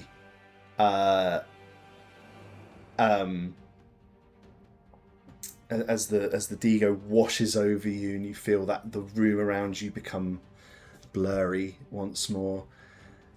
Leaning out your window, looking up into the early night sky, you see just vividly all these constellations, and sure enough, you spot the Great Wolf constellation, and it burns brightly, and in your mind's eye, it's almost like you watched the Great Wolf walk across the sky in front of you. And it's just sort of walks a few paces, looks at you, and then looks up and howls, and then comes to rest in its normal spot as you're just white-eyed, Yeah. Is it magic? Is it drugs? Who can tell? Who can say? Looking out, give me a perception roll, Jeb. Sure. Give me. Hold on a second. Let me just work out what I want to do with this. Given you're on drugs. I was about to say, would Digo impart any additional perception? I was thinking the opposite. But the whole point of the drug is to let him be able to see these kind of things easier, right? Give me with advantage. All right. Good persuasion. Played him like a sucker. There. Damn it! I tried. Yeah, not great. It's all right. I think as you cast your eye over this amazing starscape that is like almost singing out to you as you cast your eyes over it, looking to the southeast, distantly, you see that there is a faint red hue that is in the night sky over to your southeast that would not be visible to you without this. Yeah. And yeah, go ahead.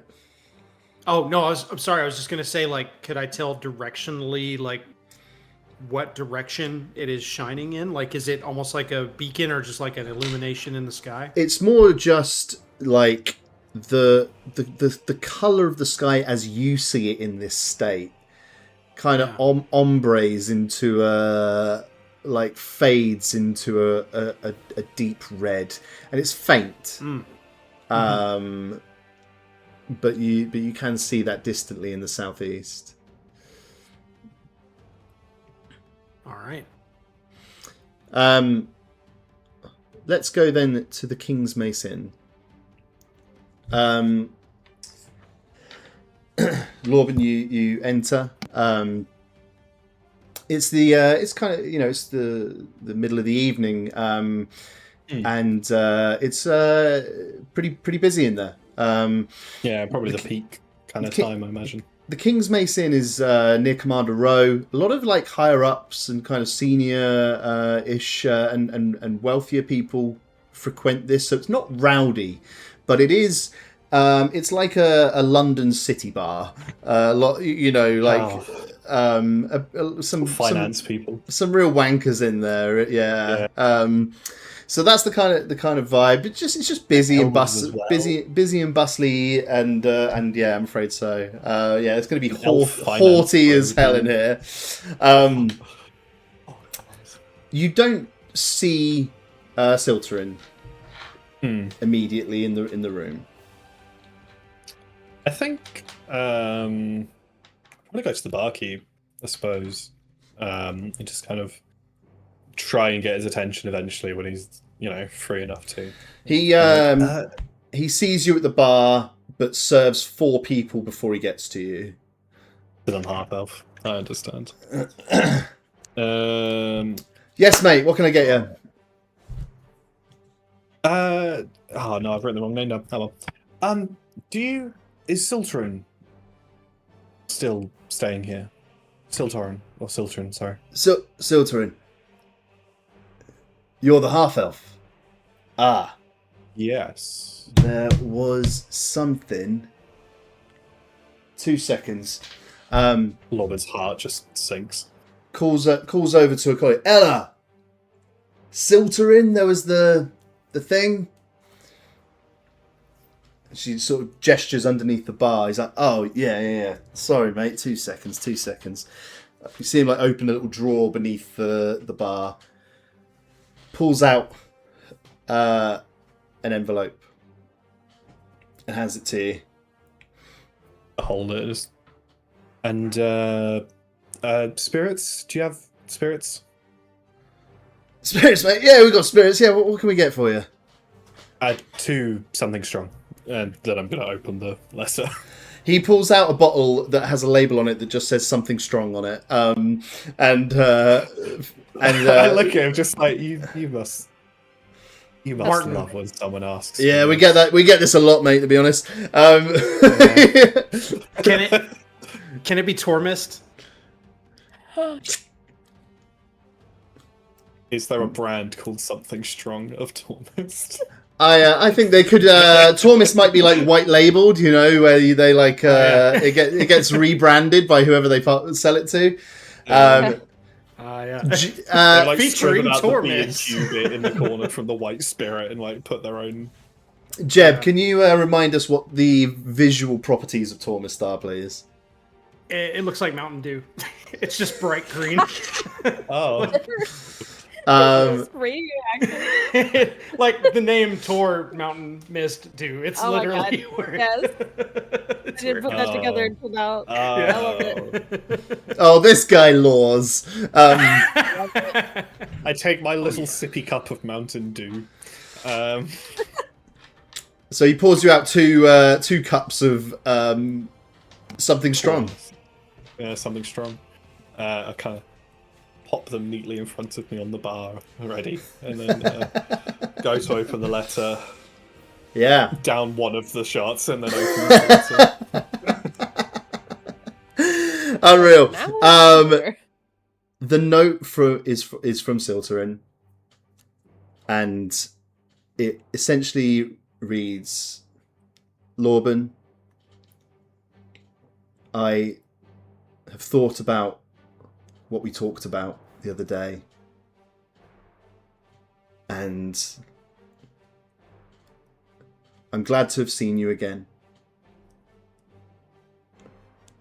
and pleased that you've been able to find such purpose in your life.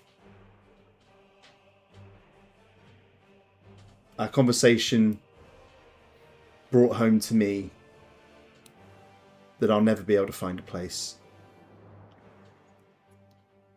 In accordance with your wishes, I won't tell you where I'm going. But by the time you read this, I will have left Velarion. Good luck in your journey. I understand what you did, and while I may still not agree that it was the best course, I hope that you can use your strength to improve your own life and the lives of those around you. I pause reading, I down the other shot, I continue reading. Good luck to you as you go forward. I'm just trying to decide in my mind how they sign this, because, you know, kind regards is one thing, isn't it? Hey, here's a pitch. There's 3 or 4 different versions that are all scribbled out to the point of being illegible, and then just his name. Yeah, I think so. Yeah, I like it. Let's do that. I bang a fist on the bar, and they just do that at the guy. Just 2, yeah.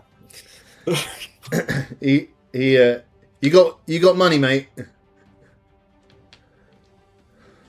Probably. How much are these? He says, well, there's a bit of a premium on it at the moment, mate, because we've been in short supply. Our regular supplier hasn't been coming around as much the last little while. A lazy bastard.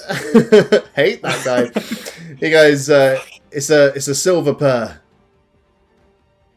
I open my money pouch and Slam 4 silver. See how much I can get away with tonight.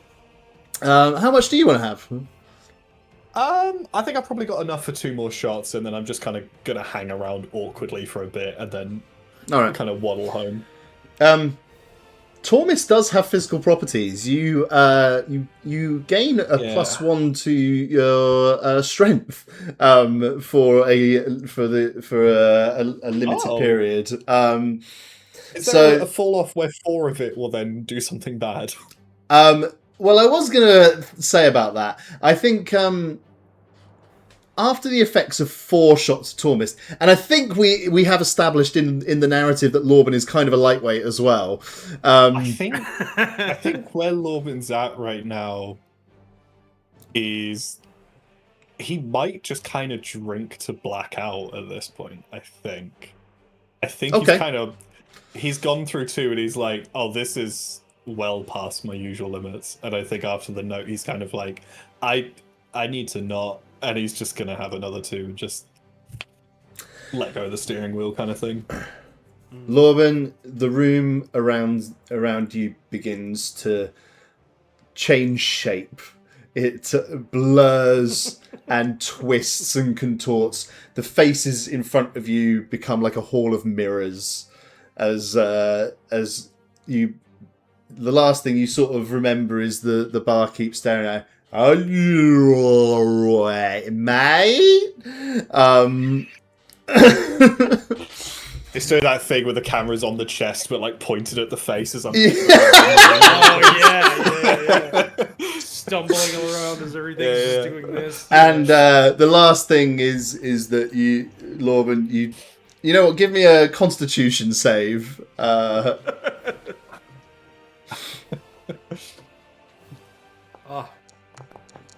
Oh yeah, that's sweet. Lorben,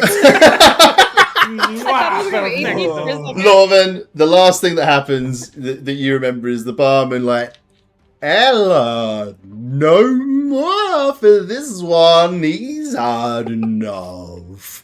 And you stumble, trip, smash your head on the bar as you go down, blackout, take 2 hit points of damage, and hit the deck, and it's lights out, baby boy.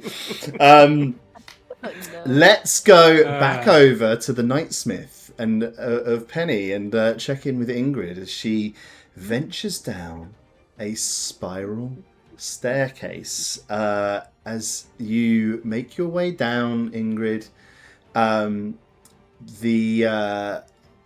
you hear the metalwork and the rumbling below get gradually louder. When you reach the bottom, and it's not too far down, it's just like the height of a standard flight of stairs, really. You come up against a door made of metal, like a thick steel door, and from behind which you can hear this sound coming. I'll spare you the agony and say that this door is bolted shut on the other side. You cannot open it. Mm-hmm. Mm-hmm. Sounds like a challenge. No, I'm just gonna like, I'll listen on my side for a little bit, and all I can really hear is, I assume, just like him working or somebody. I assume it's him. And then I'll just kind of knock, knock, knock. The knock, knock, knock is bam, bam, bam, bang, bang, bang. Yeah. And as soon as you do it, you hear the work come to an end. Yeah. You hear the sound from within stop. And you hear some various noises of something's going on behind the door with metal. You hear the sound of another door closing. And then you hear the muffled voice of Penny on the other side of the door.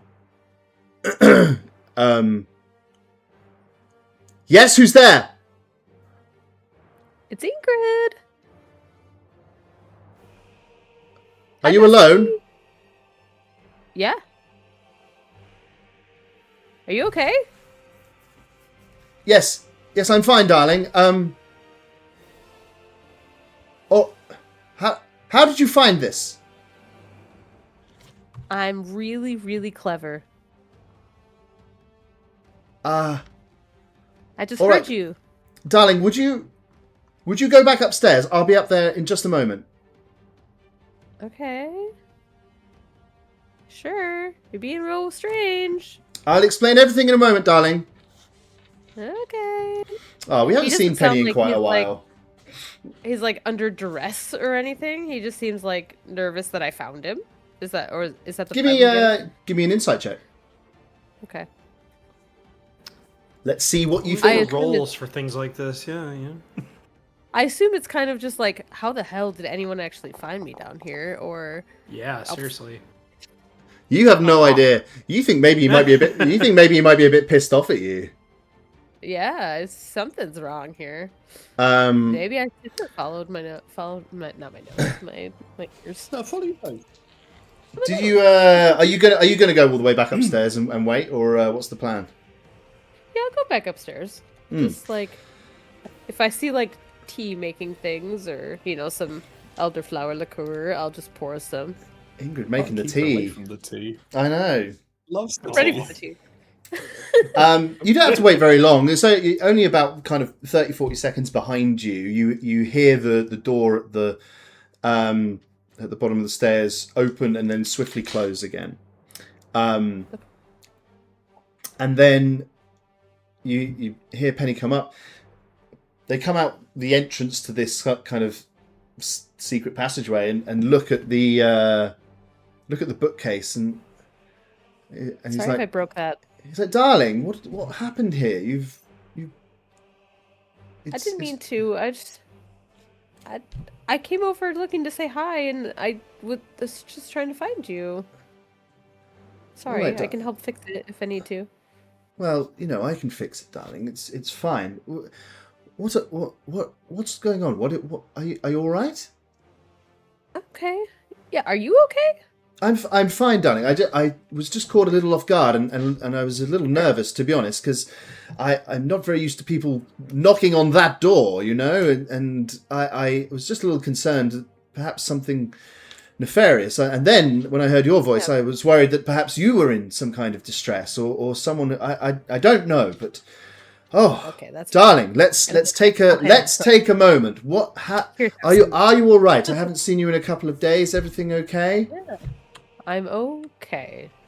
We went through some shit. Some shit went down. We are. I'll kind of give him in a nutshell, because I've told him most of everything of what's going on. Are you going to tell him all about Tillis Trelane? I think. Oh, I guess I should have probably talked to you guys about this first, but I'll probably tell him that I'll probably tell him about Tillis Trelane, and I don't remember how much I've told him about the whole meteorite stuff. I don't think I would have told him like a high level of everything. I don't think I would have gotten too in depth. But I would probably tell him that we have an idea that another thing might be coming, and we're trying to stop it. I see. So, yeah. When we're about to leave out tomorrow. You're leaving tomorrow? Yeah. So. All right, well, will you stop by before you leave in the morning? Tomorrow? Yeah. We probably could do that. We have an appointment with a frankly annoying reporter, but after that I can come by.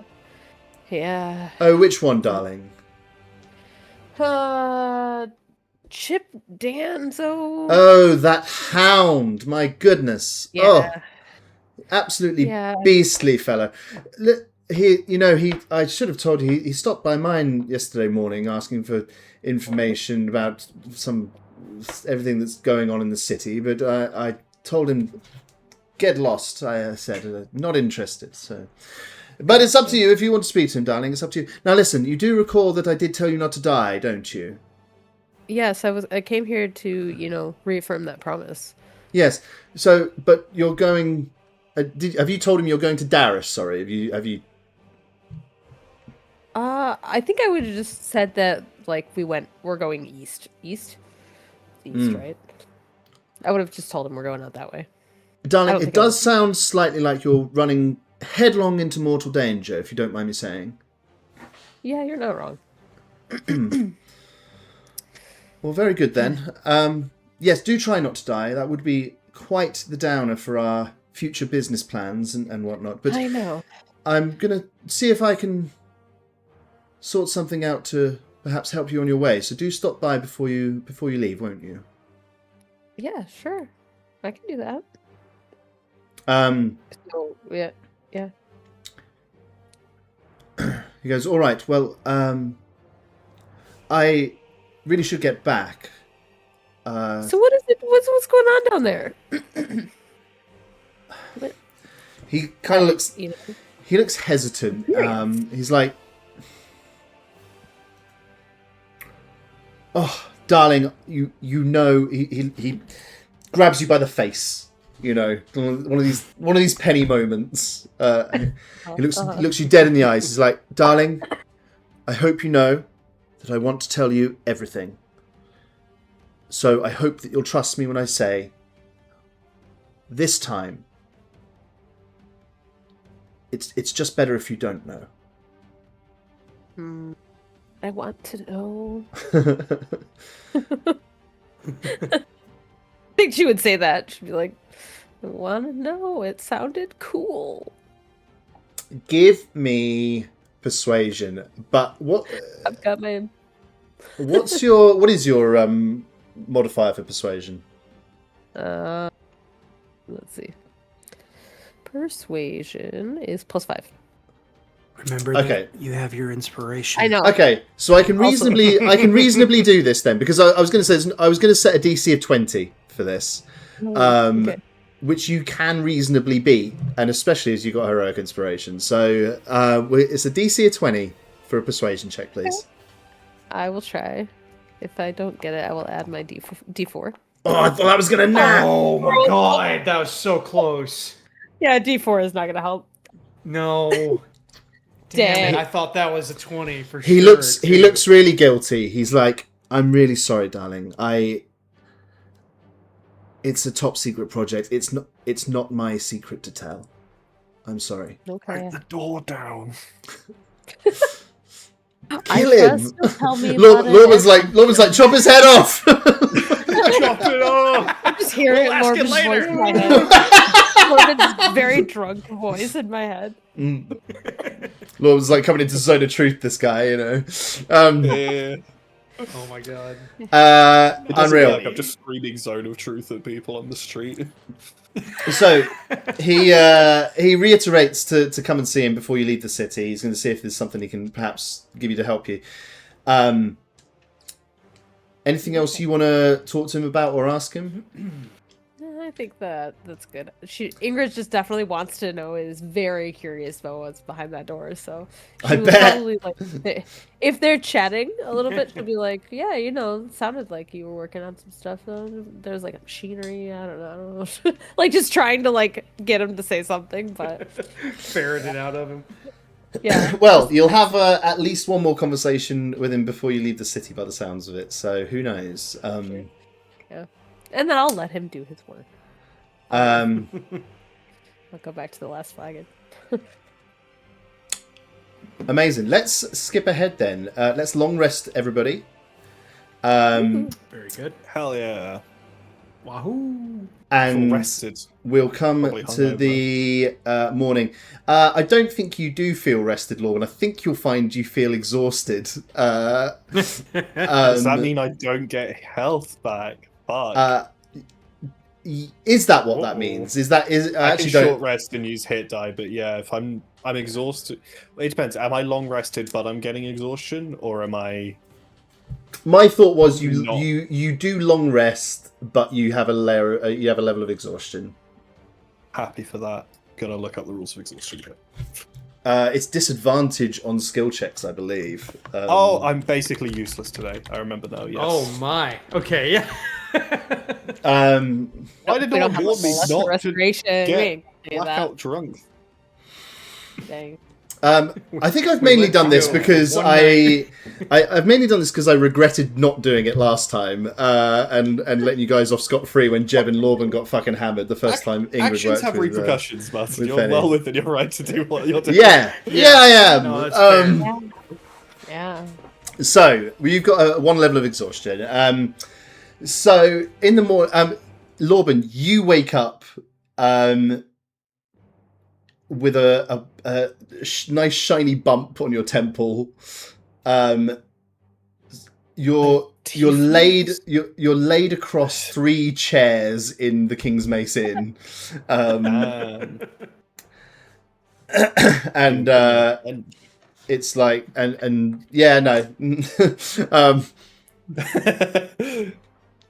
So that's where you are, and the innkeeper there. Morning, sunshine. another shot, is it?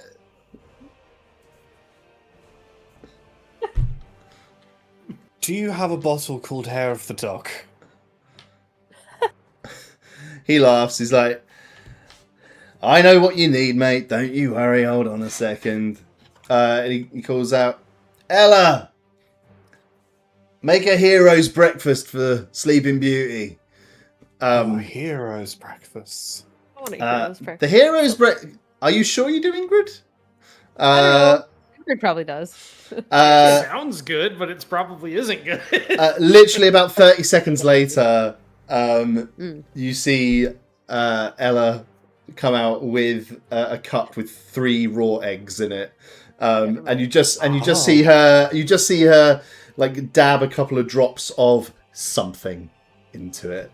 And she slams it on the table next to you, and is like, she goes, "There you go, darling." Were you this loud last night, all of you, so or are you loud. making special efforts? She goes, "I think you'll find you're in no position to be judging anyone here, sir. All the best to you. Enjoy the breakfast." The eggs look lovely. Good prop work. How do you feel? They stayed down? We're good. Yep. I think he's just trying to piece together what happened. Are his clothes ripped? Has he got any bruises? What the fuck? Like, Your is head the hurts. innkeeper avoiding his eye line, you know? You have all your gold. The littlest bit of my squash went right up into my sinuses doing that bit, and it's fucking killing me.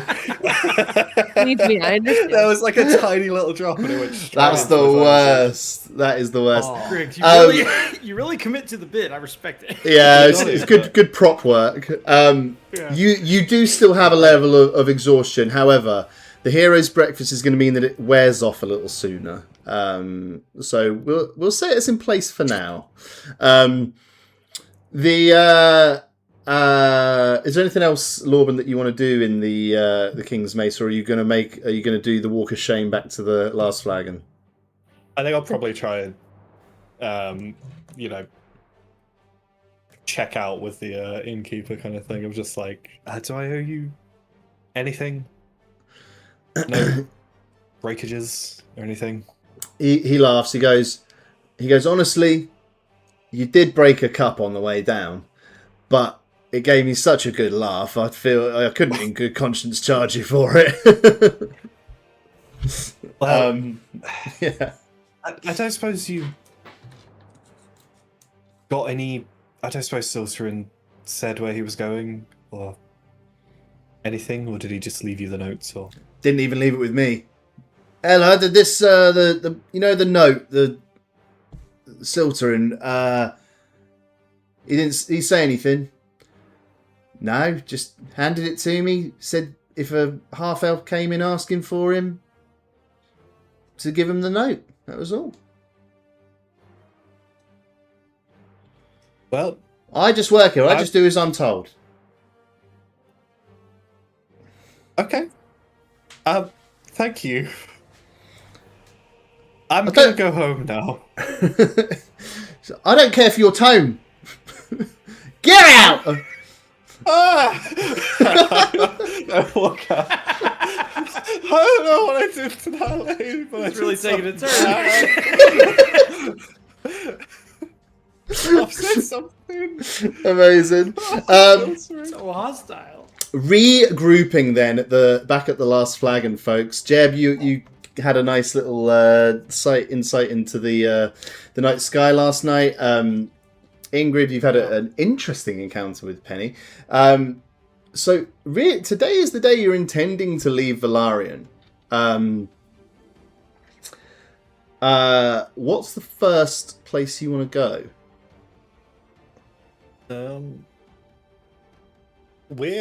I'm probably gonna group up with the other guys and be like, I'm bad today. I had a night. I hope you'll be all right with travel, but otherwise, hopefully it'll be a easy day. I actually had a thought on that. Obviously, it may have seemed silly in the caves, but do you remember when I could see the graveyard while we were in the tunnel? Yeah. I believe I might be able to see Darius through the same method. I was wondering if maybe... Right. Yes, I could maybe have a little scope out, I guess. I'd be able to see, but not a lot. I don't know, maybe just see if there's any movement, see if... It would be good to know if we're walking into from the top visual graveyard, or if we're walking into a hustling and bustling war camp, something. Yeah, of course. No, anything like that would be helpful. Certainly. I'd also really, we're gonna have to talk to Chip. Oh Jesus. Yeah. God darn it, we do have to talk to Chip, and I guess we need to. We never did hear back from the city guard, did we? We got to talk to him too. I'll also fill you guys in on what happened with Penny last night, and that I gotta stop by. Oh right. Be like, so there was a secret underground forge thing, maybe? Yeah. I didn't get to see it, but I didn't really get to see like when he opened the door, right? You were already upstairs. Yeah. Oh yeah, that's good. Yeah. I mean, I feel like you've got to get in there, right?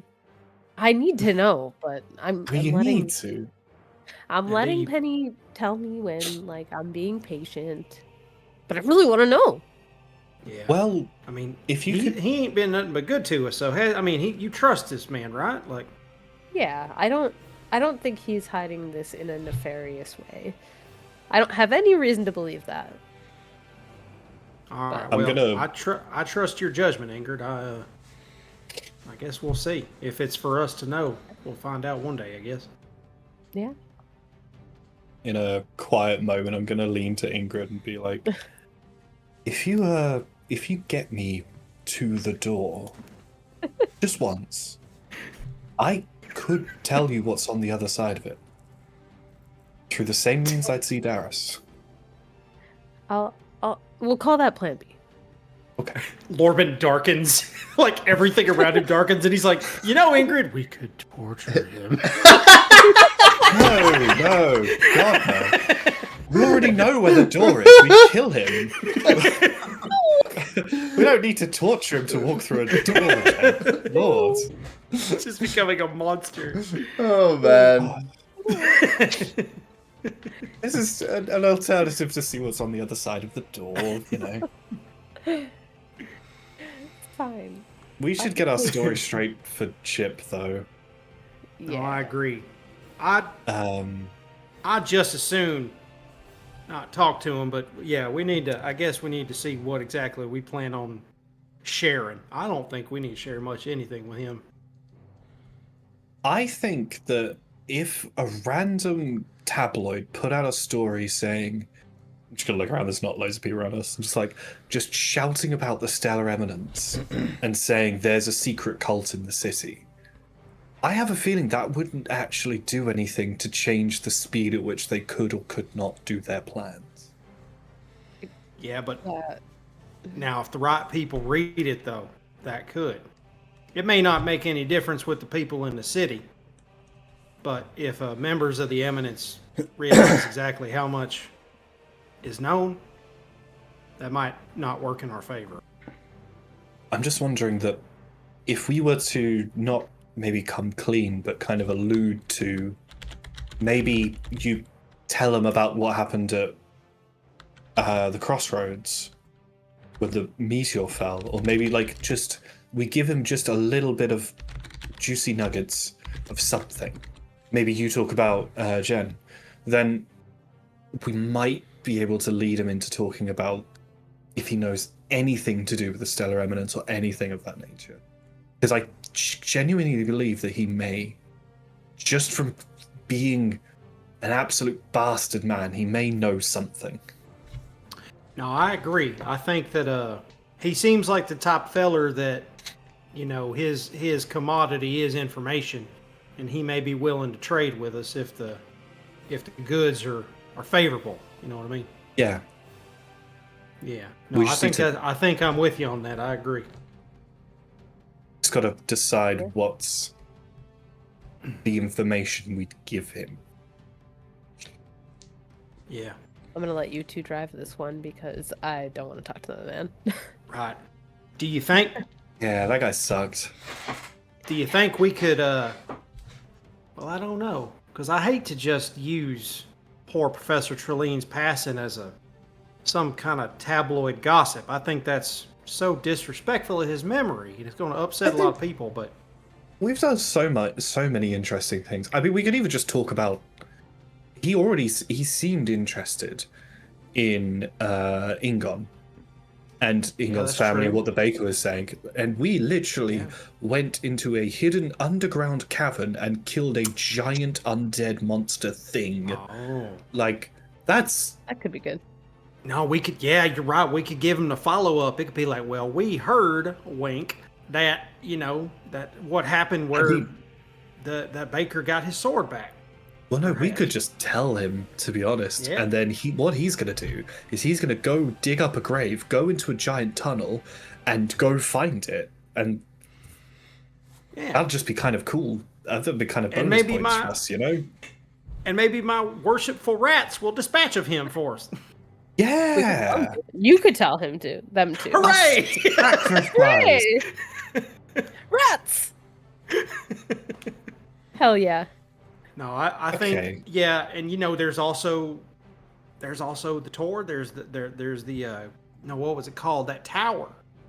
That's a hell of a story we could share. Oh, Galbromas. Galbromas, yeah. And that's some wild, far off. I think that's a cool story for an academic. But I think it might be a boring story for a man like him. Yeah, I mean, it ain't exactly current events. No, that's. No. I mean, it's a little far from home. Like readings that we're getting and like the spookiness of my reading, like that kind of thing. That could be cool. What if we talked about we talked about rumors of an ancient train tunnel network under the southern part of the city? Yeah. Make that farmhand's life just hell. Jeb, what have I done to you? I know you're having a horrible effect on me, Lorben. I don't appreciate. So nice. I'm trying to channel this kind of behavior to. I'm going to assume, by the way, that I'm imagining this conversation happening as you're walking down to Dawn Valley. Yes. Absolutely, yeah. We are mid-stride. I think maybe we should settle on the Ingon thing. No, I think you're right. It's the most. It's in the city kind of thing, Yeah. No, and there's plenty of evidence to back it up. It's Yeah. I think you're right. I'd much rather not allude to the imminence if we can help it. I feel like that could only do harm. Make it clear to him that it's a quid pro quo kind of thing. Yes, I agree. Yeah. All right, let's get there. He gave you his card yesterday that was like a little hardened, dried piece of parchment, and it's just like Jeb Danzo, investigative journalist, Horizon Tribune, and it's just the address in Dawn Valley. As you this guy sucks. As you arrive, it's just like it's a little rundown shack. Of course, this that is just like a shed, and like one of the windows is kind of smashed, and he's sat there at the window in a chair, and kind of sees you go, and he's like, "Hey, good morning, you made it." And you see him like kick the door open. This is like the size of a fairly large outhouse. He's like, come on in, pull up a seat. As you go in, this thing is like, so maybe it's sort of like 12 by 12 feet. And he's like, come on, excuse the mess. This place, like, it's littered. There's papers everywhere. And there's one chair that's missing a leg. And then there's just like a tree stump that he like brushes some dust off the top of it. Some like sawdust off the top. And then he starts looking around. He just finds like a metal bucket and turns it over and sits it on the floor in front of you. So then he sits in his chair, which is just like this shabby leather thing that behind this desk that's just like covered in papers everywhere. He's like, come on in. Just make room. There's plenty of room. Come on, sit down. He goes, you guys want some coffee? I'm good. I'll take a cup. I say with great trepidation, hesitancy, but I'm curious what he's gonna hand me. I'd love a really strong one. I think that might be all he's got. He winks. He's like, we only make them one way, kid. He opens the drawer in his desk and pulls out a coffee pot, and just. I thought the whole drawer was just going to be coffee, just loose liquid coffee. He just scoops a mug into it. That's so much funnier. That's what happens. He opens the drawer, and you know how like water will displace like that. It sort of like sloshes, and some of it like spills over the top of the drawer and goes on the ground. He's like, whoa! Somebody filled this up last night. What the heck? And then he just like grabs a cup. There's a little shelf next to him. He grabs these like shitty little tin cups and just like scoops it out of there. Puts it in there. Puts like the prison wine of coffee. He doesn't. Weirdly, it is warm, but you're not sure how. I know how. And how is it? I'm gonna hesitantly take a sip. He didn't listen to who said yes or no. He just put one in front of all of you, and then he's got a bigger one. It's a pewter cup, and it says Velarion's #1 reporter on it. And he does a big scoop himself. And he like coming around to this guy. He like takes a big sort of. Oh yeah, that's the stuff. Right. Okay. Let's get down to business. Can't thank you enough for coming in. Listen, wanted to talk to you. Very important. We get some information from you. And I'll tell you what. As I said yesterday, some slightly weird things have been going on in the city. And listen, people are starting to talk. And when people are starting to talk, and I'm not there to tell them what to talk about, things go bad. So I want to get ahead of this thing, see if I can give them some information, steer the conversation in a particular way. You understand what I'm saying? Yeah. You get it. You know. He says, so listen. Group comes into town. One's a rat, one's a dwarf, one's an elf with a man. He goes, that is what happens.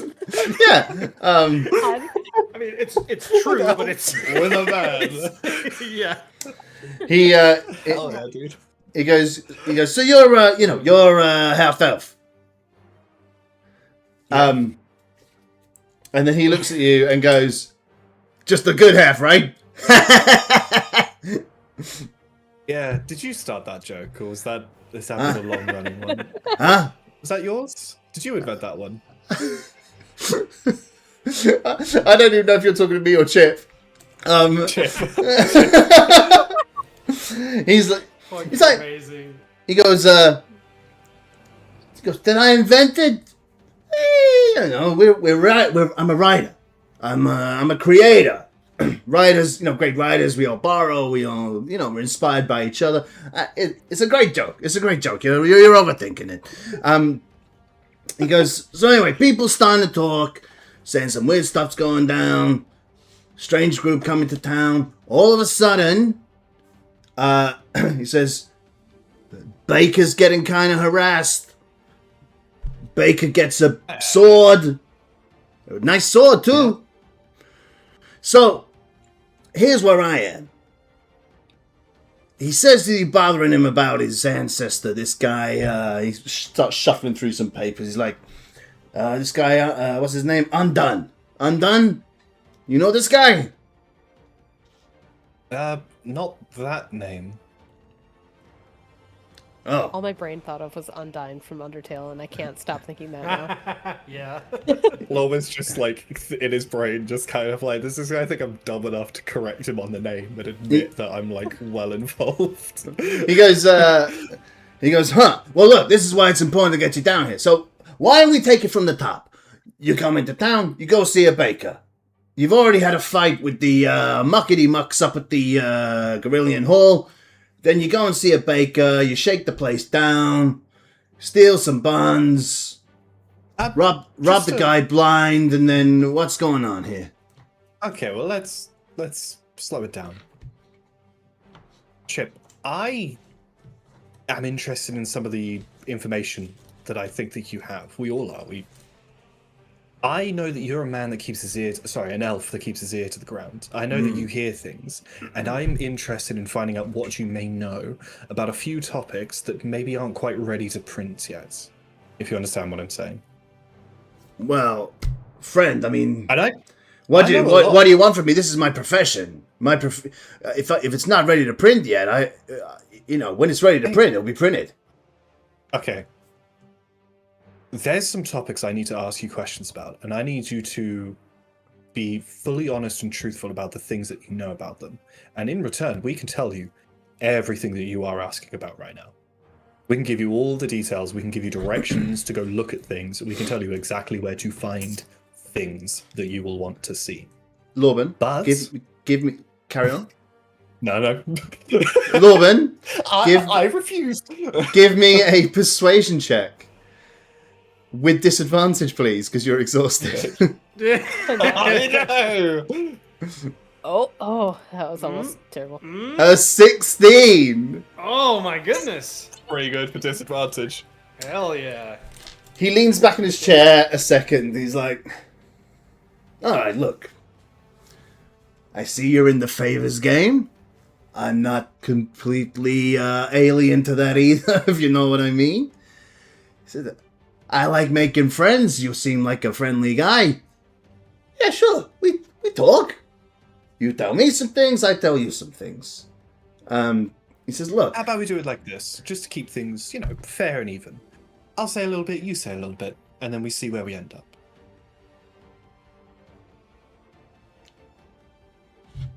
He goes, sure thing. Spits in his hand and offers you a handshake. That's disgusting.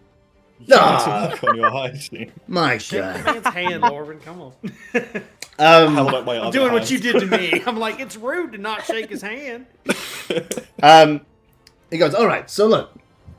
Can we get back to what I was saying? Maybe we talk a little bit about this bakery. Why you want to draw coffee, and then I'll tell you all about that, yeah. Oh, sure. You want to top up? Oh, sure. Yeah, please. He reaches down into the drawer, gets you another top up. The drawer doesn't seem to be getting any emptier. Doesn't make sense. Canted drawer. I have a theory as to what it could be, but I'll tell Martin later to see if we can feel it or not. He goes, so, let's start with the obvious question. You go into this place and start shaking the place down. What do you want to know about this guy's, this undone guy so much? Okay, so, Ingon was the name. Ingon the Inquisitor. He scribbles out and it's like, Ingon. Yes, good information. Thank you. Okay, sorry, yes. Sorry, I'm just writing down this copy thing.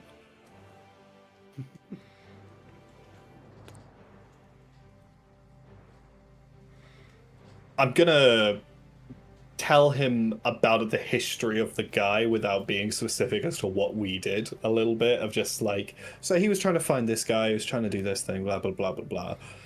And then just kind of get to the point of that ending of like the little backgroundy bit of just who Ingon was. And then just be like, okay, now it's your turn. Well, I mean, hold on though.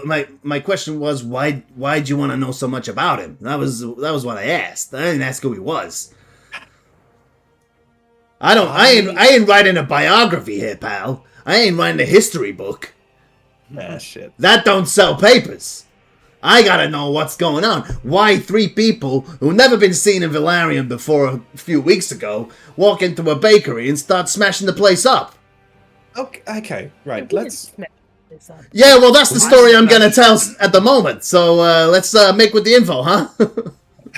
This fucking guy.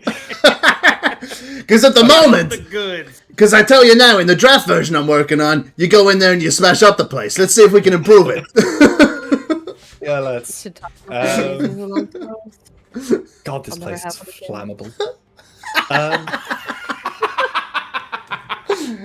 Everything in here is. You're right. That's crazy how flammable this place is. Inexplicably, extinguish even it the with coffee. Yeah, Yeah. Fuel, that makes it's sense. 90% oil. Why does it catch fire? How is it burning but not evaporating? I'm convinced if I drink enough, I'm going to find a second patron at the bottom of the drawer. Some kind of weird coffee patron.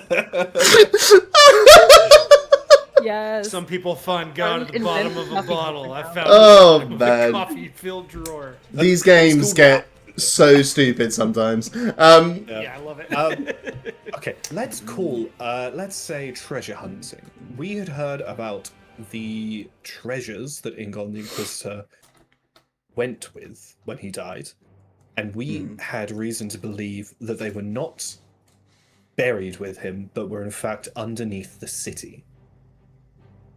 There you go. That's a bit better, huh? You tell me. That's what I'm talking about. Yeah. Now we're in a dialogue. Now we're getting to be friends, huh?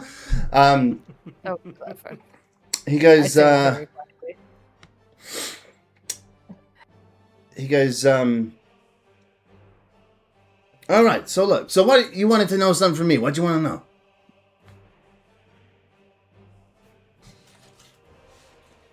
Are you aware of any kind of cult-like activity?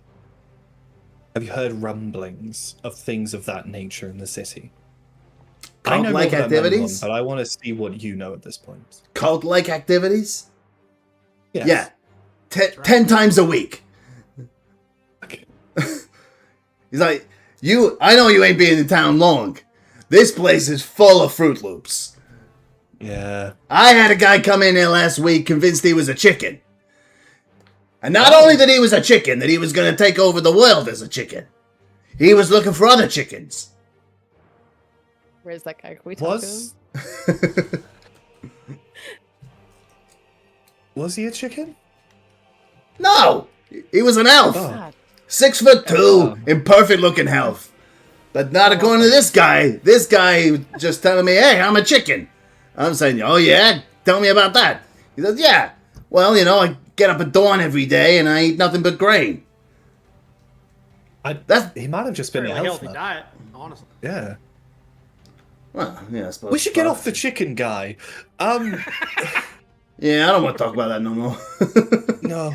It was the egg laying that really bothered me. So have you ever heard of something by the name of Stellar Eminence? Never heard of her. Yeah, I suppose it does. It's really good. It's pretty good. Been waiting for that one for a while. I think I actually have. I think I thought of that like months ago. It's really fucking good. Don't be surprised if I ever have an NPC named Stella. Stellar Eminence, Eminence, by the yeah. way. Yes, He's so like, great. I love that. What a he's like, showbiz he's thing. like, don't know her. She's from Good Velarion or what? It's not a her, it's a what? It's a... It's a cult. They named that the Stella? Doom. Oh, okay. It's like a So the- doomsday cult. So he's writing down, he's like, Stella Eloquence. Got it. Yeah. That's them. Oh, thank God he's dumb. You thought this guy was going to be the smartest? No, it's not. I mean, I have more questions, but I feel as though you may have more for me. Oh, sure. Us. Yeah. So just picking up because I think maybe it's only fair if I bring you up to speed. Really what I'm after mostly is a quote. Because, I can take a story to print and I can put out whatever I want. But you know what happens? You put a story out. If you haven't gone and asked the people involved, people turn around and they say, well, hey, what are they going to say about this? Some people are stupid. They'll just read whatever and just accept it without asking that. But a lot of people are going to be like, well, what's their opinion? We got to ask them before we rush to judgment, right? He says, so what I really need is a quote so I can say I spoke to you. This is what you said about it. So I think it's only fair if I tell you what people are saying out there, okay? Because harassing the baker, not a huge story. Bringing him a sword that's really old, it's a bit of a story, but it's not that interesting. But the thing is, the baker tells me they want to know about my ancestor, Ingon. So, turns out, this guy Ingon buried up at the Temple of the Wind.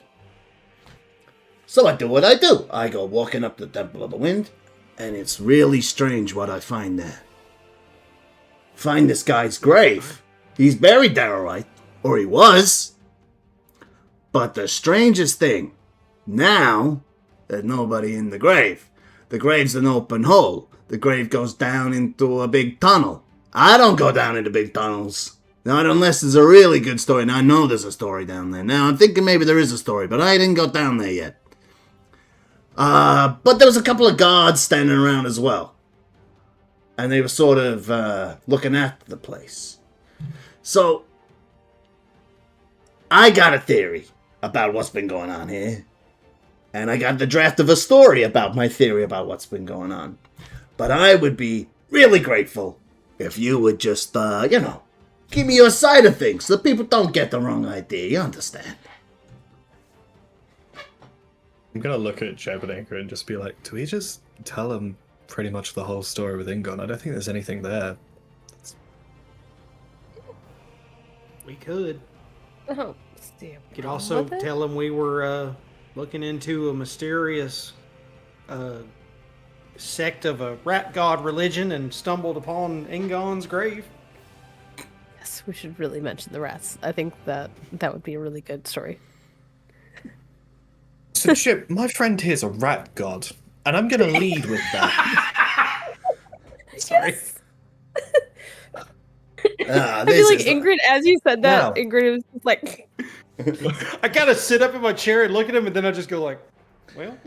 Now, you may be surprised by this information, but I tell you, there are two things you'll find if you go into that tunnel. Initially, you will find a sect of a rat follower base that are following and worshipping my friend here, Caldwell. And if you go to the end of the tunnel, you will find the recently re-slain body and corpse of, you'll have to remind me what the species of the monster was. Remoraz. Oh, it was a Remoraz. Vignax. Right. Vignax, Remoraz, which was the quarry of Ingon the Inquisitor, by which he faked his death in order to find and effectively kill, which he succeeded in.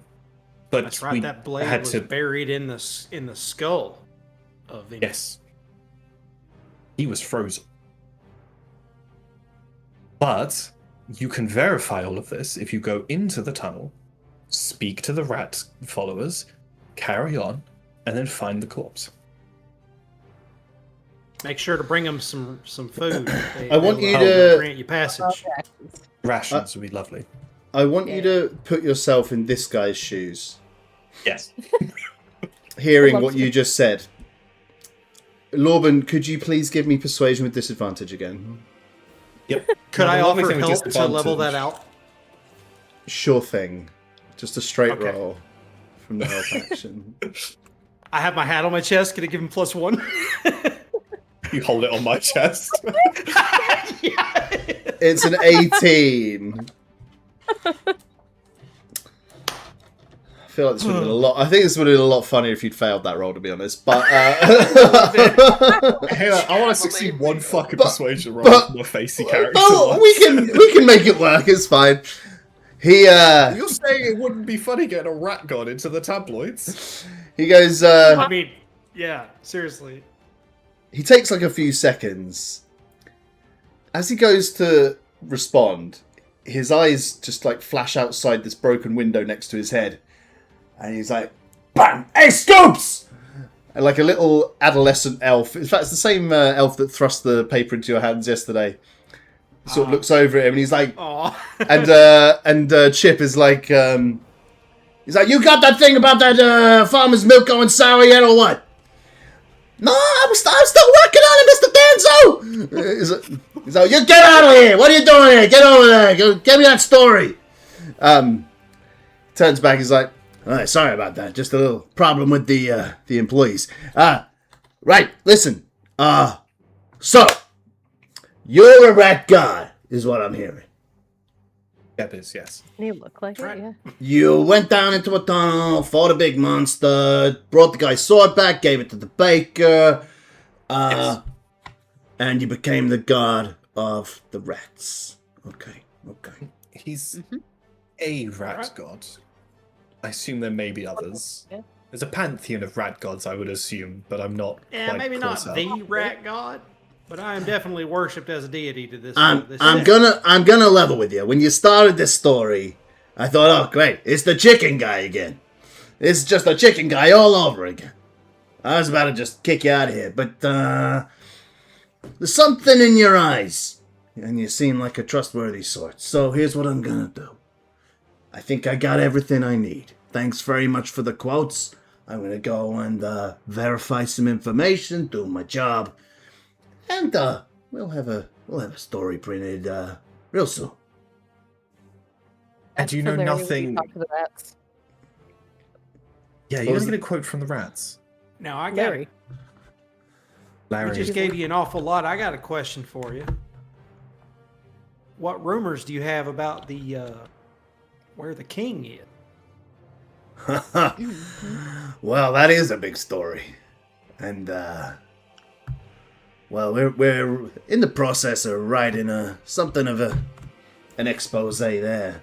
We got some theories. Honestly, you want to know what I think? You want to know what I think? I'm gonna pass him my coffee mug to fill it up some more too. It's like, ooh, do tell. Oh, sure, yeah. I passed mine for a third. He looks at Ingrid. He's like, you just wanna top up? Nope, I'm good. All I put Pretty like good. an untouched For, cup for drawer just coffee, sitting it's on the all right. ground. Weirdly, your If I'm cup has sitting on, gotten like, this hotter than it stool. was out the drawer. Yeah. So the longer it's in the Cooling mug, the off? hotter it gets. This is great. He tops his up. He goes, all right, that's enough for me. He kicks the drawer closed, and you hear the sound of it slosh, and then it just it seeps out of the cracks around the drawer. You know, Seeps back in again. It's like a wave pool. It's just it's like a big. Between the oh my lord. Oh, it's amazing. He I love that Ingrid is like resistant to poison and all that, and it's just like absolutely not. yeah, not risking it. Nope. Amazing. He kind of like stirs his coffee a little bit and takes a drink, and he's like, honestly, is not what I think happened. We're not seeing this guy in 6 years. I think maybe the Duke bumped him off. Right. I could believe that, actually. Yeah, a lot of people talking. Yeah. A lot of people think that. But Do you have any evidence? no, not really. Just call it Talking. call it intuition. Intuition. Intuition. Yeah, you heard of that? Uh, Very yeah. important in this job. Very important. Do you then use the intuition to go and find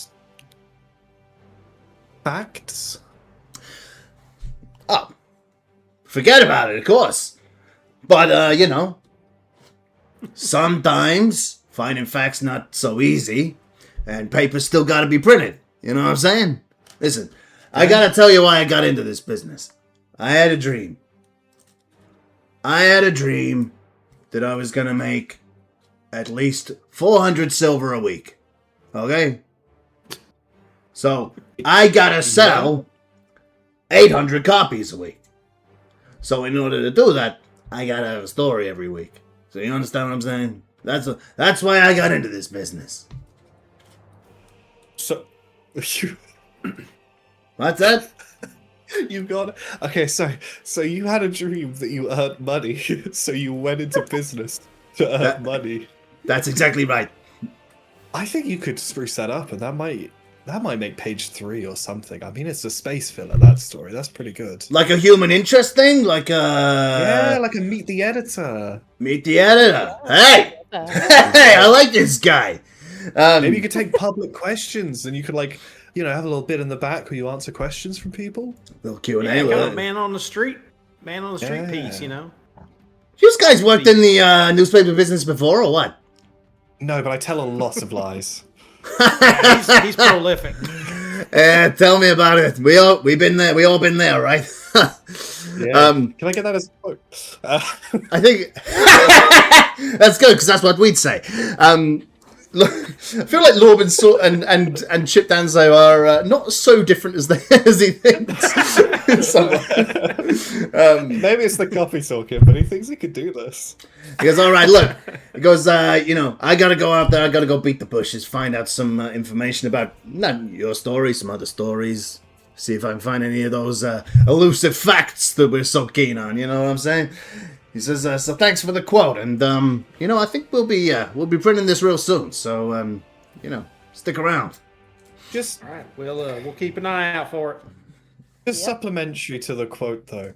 We didn't break anything. We didn't steal any money. And the only thing we managed to find that was from his family, we gave back to him. And his swirls are fantastic. That is true. Those Hulan we swirls. would appreciate if you could clear that detail up in the article, if you don't mind. I would love to have them Just, again. No, even if you do mind, clear that up for the article, because we didn't do that. We did not smash that man's store. You're gonna write the article, say we did, aren't you? Huh? Yeah. What's that, Scoops? Yeah, I'm coming, Scoops. I'll be right there. Listen, I gotta get out of here. Thanks again for your time. Much appreciated. Good luck to you. Yeah. Thanks for the coffee. Can you call it coffee?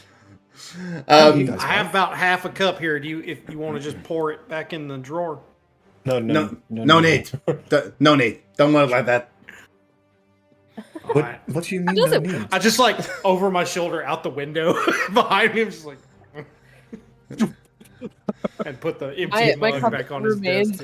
Now, you guys are kind of between him and the doorway. So, are you guys gonna walk out, or what's the? I might just make him walk around us really awkwardly. See if he shows us out.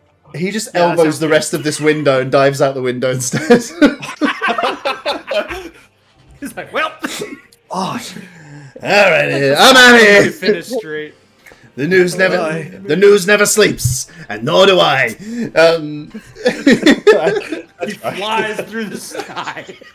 Away! I mean, not least of all, he's an elf, but man, that coffee's got something in it. Oh man! He goes, Jeb Danzo, and he's gone. Unreal. Very good indeed. What would you like to do next? Fuck, man, I don't know anymore. I'd like to come down for my caffeine buzz. No, I think we need to go talk to the what was his name? I'd ask the city guard captain. Captain Amas. Yeah, I mean, Amas, you can go and hunt him down if you want. Yeah, he asked us to, and so yeah, I think, I guess we owe him a visit, and then I think if y'all are ready, we could set out to little. I might. Tassels. Oh, we gotta talk to Penny, of course, yeah. I think maybe in the interim while we're doing that, I might try and do a bit of clairvoyance over kind of just a bird's eye view of Darius. So what is the range on that thing? Let me double check. I'm pretty sure it's just anywhere. Tell me what. 5,280 feet. I didn't realize it had a range. Which I believe is a mile. A mile. Yep. Is exactly 1 mile. Yeah. So when we're a mile out, I'll do that. All right, cool. Definitely. I thought it was infinite. Should we talk to the person at the last flagon and pay our stay? Did we do that? Yeah, we probably should do that. I mean, I reckon we've been honorable and decent guests, and we've been paying up for our there. Pretty sure we paid him as he kicked us out. I'm happy that you guys are paid up with the last flagon. Yeah, that's fine by me. So Penny first or Captain Amas first? I'm worried if we go to Captain Hamas, we're not going to find it as easy to leave a second time. We can go to Penny. Oh, really? First. You think so? I don't know. depending on where they're at in the city. Yeah, like geographically, I guess going to wherever's Penny first would be nearby. easier. Yeah, Penny first. Penny's down here somewhere. Yeah, we'll do Penny first. If nothing else, it's the safer thing for us to go to. Right. Yeah, presumably. Probably. Amazing. You arrive at Penny's at Penny's yard and house. It's the daytime, so they're not usually smithing out in the yard at this time.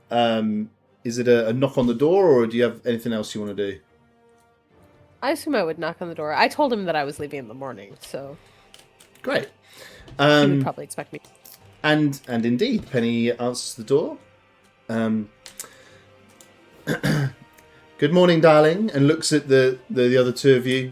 He's like, hello, boys. How are your daggers? Have you had the chance to thrust them into the rib cage of some ne'er-do-well? I think I cut a pear with mine at some point. I see. I buttered some bread. Yes. There was one time where it came in handy. I don't know. No, I actually did, and it worked very well. Thank you. I like it a lot. What did you do with it? You did do something, didn't you? I feel like there was I did. something. I don't remember what it was. It was in the last fight. It was when the monk got up in your face. Oh, you yeah. were like, I'm gonna stab him. Because instead of retreating and taking an opportunity attack, you used it. Oh, good, yeah. So. Yep. It's like the one and only time I've had to use it close seen quarters combat. It's seen a little action. That's cool. It did. Mine cuts a pear. Yeah, so I would tell him, actually. I'd be like, yeah, it saved Penny- my life. I needed it very recently. I'm delighted to hear it, my dear. Come on in, won't you, please? As Lorben, as you pass Penny on the way in, he just sort of like touches you on the shoulder and is like, darling, listen, please don't use my hardware on fruit. Please. Thank you so much. All right, come on in. Do you make fruit knives? Doesn't even acknowledge the question. The music I cut don't know, out like- perfectly at that moment, too. It was it really quiet. did. That was good. So sits you down in the living room, the four of you, and says, so I gather you're setting off in search of further adventure and possibly death. Hopefully not Every death. day. But I did make certain promises that I can't break. So Where and sorry, Ingrid, because I know that we already clarified this, but where did you say you were going, and how detailed were you? I don't think I said Darius. Like I said, we were headed east. That was pretty much all I said. He goes, I've been thinking about it a little bit, actually, darling. May I ask where you're setting off to? I'll look towards Jeb and Lorben and be like, can I tell him? I'm just nodding, like, yeah. I'll nod too. Yeah, I think so. I'll just say we're heading towards Darius. Darius. Darling, when you said you were going off, and I was talking about certain death yesterday, I was sort of being ironic. How on earth are you intending to enter Darius?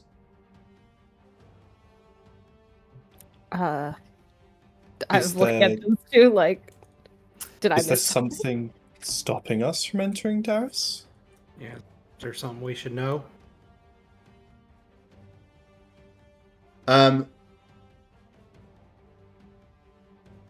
Let's see if you already know this. Everybody give me a history check. Lorben, yours is going to be with disadvantage. Lorben, your DC, Lorben, is going to be slightly lower. Yours is going to be an 18. Oh, Jeb and Ingrid is going to be a 20. At least somebody knows. Not me. I got a 10. Yeah, that ain't doing I it. got close, but not quite. Okay, so you don't know this, but it's okay, because Penny's going to tell you anyway. Good. I think Penny looks a little confused at you, thought maybe you would know this. Darling, Darius is borderline inaccessible.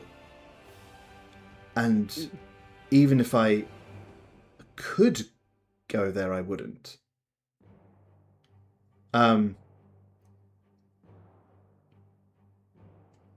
Says,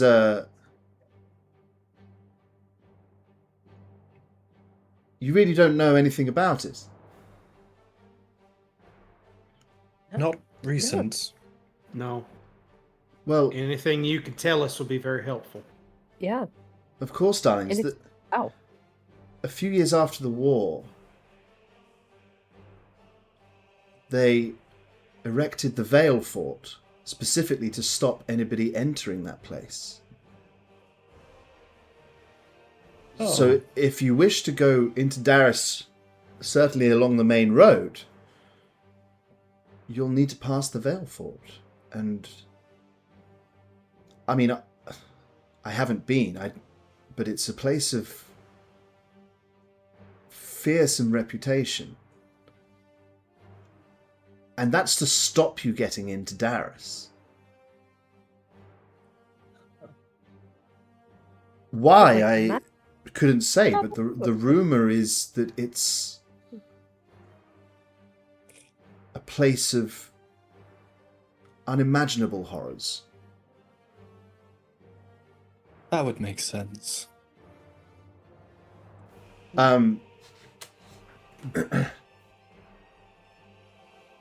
He goes, are you going just the three of you alone?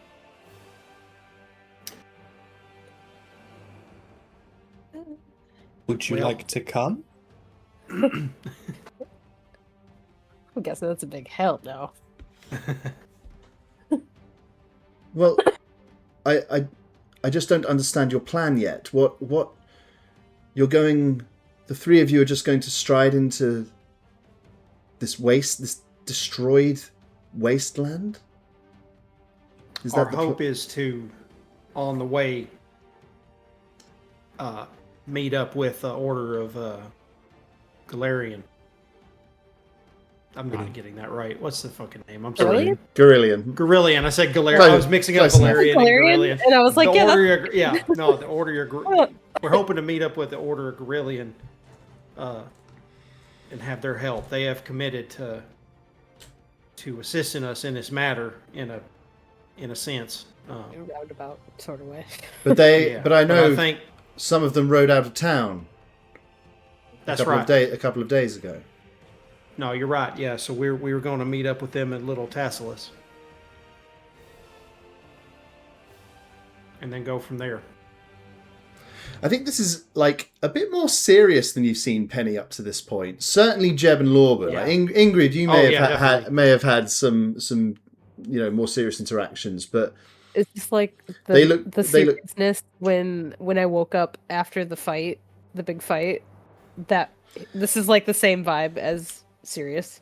I would say perhaps even more so. Really, this is like fear for your mortal life. So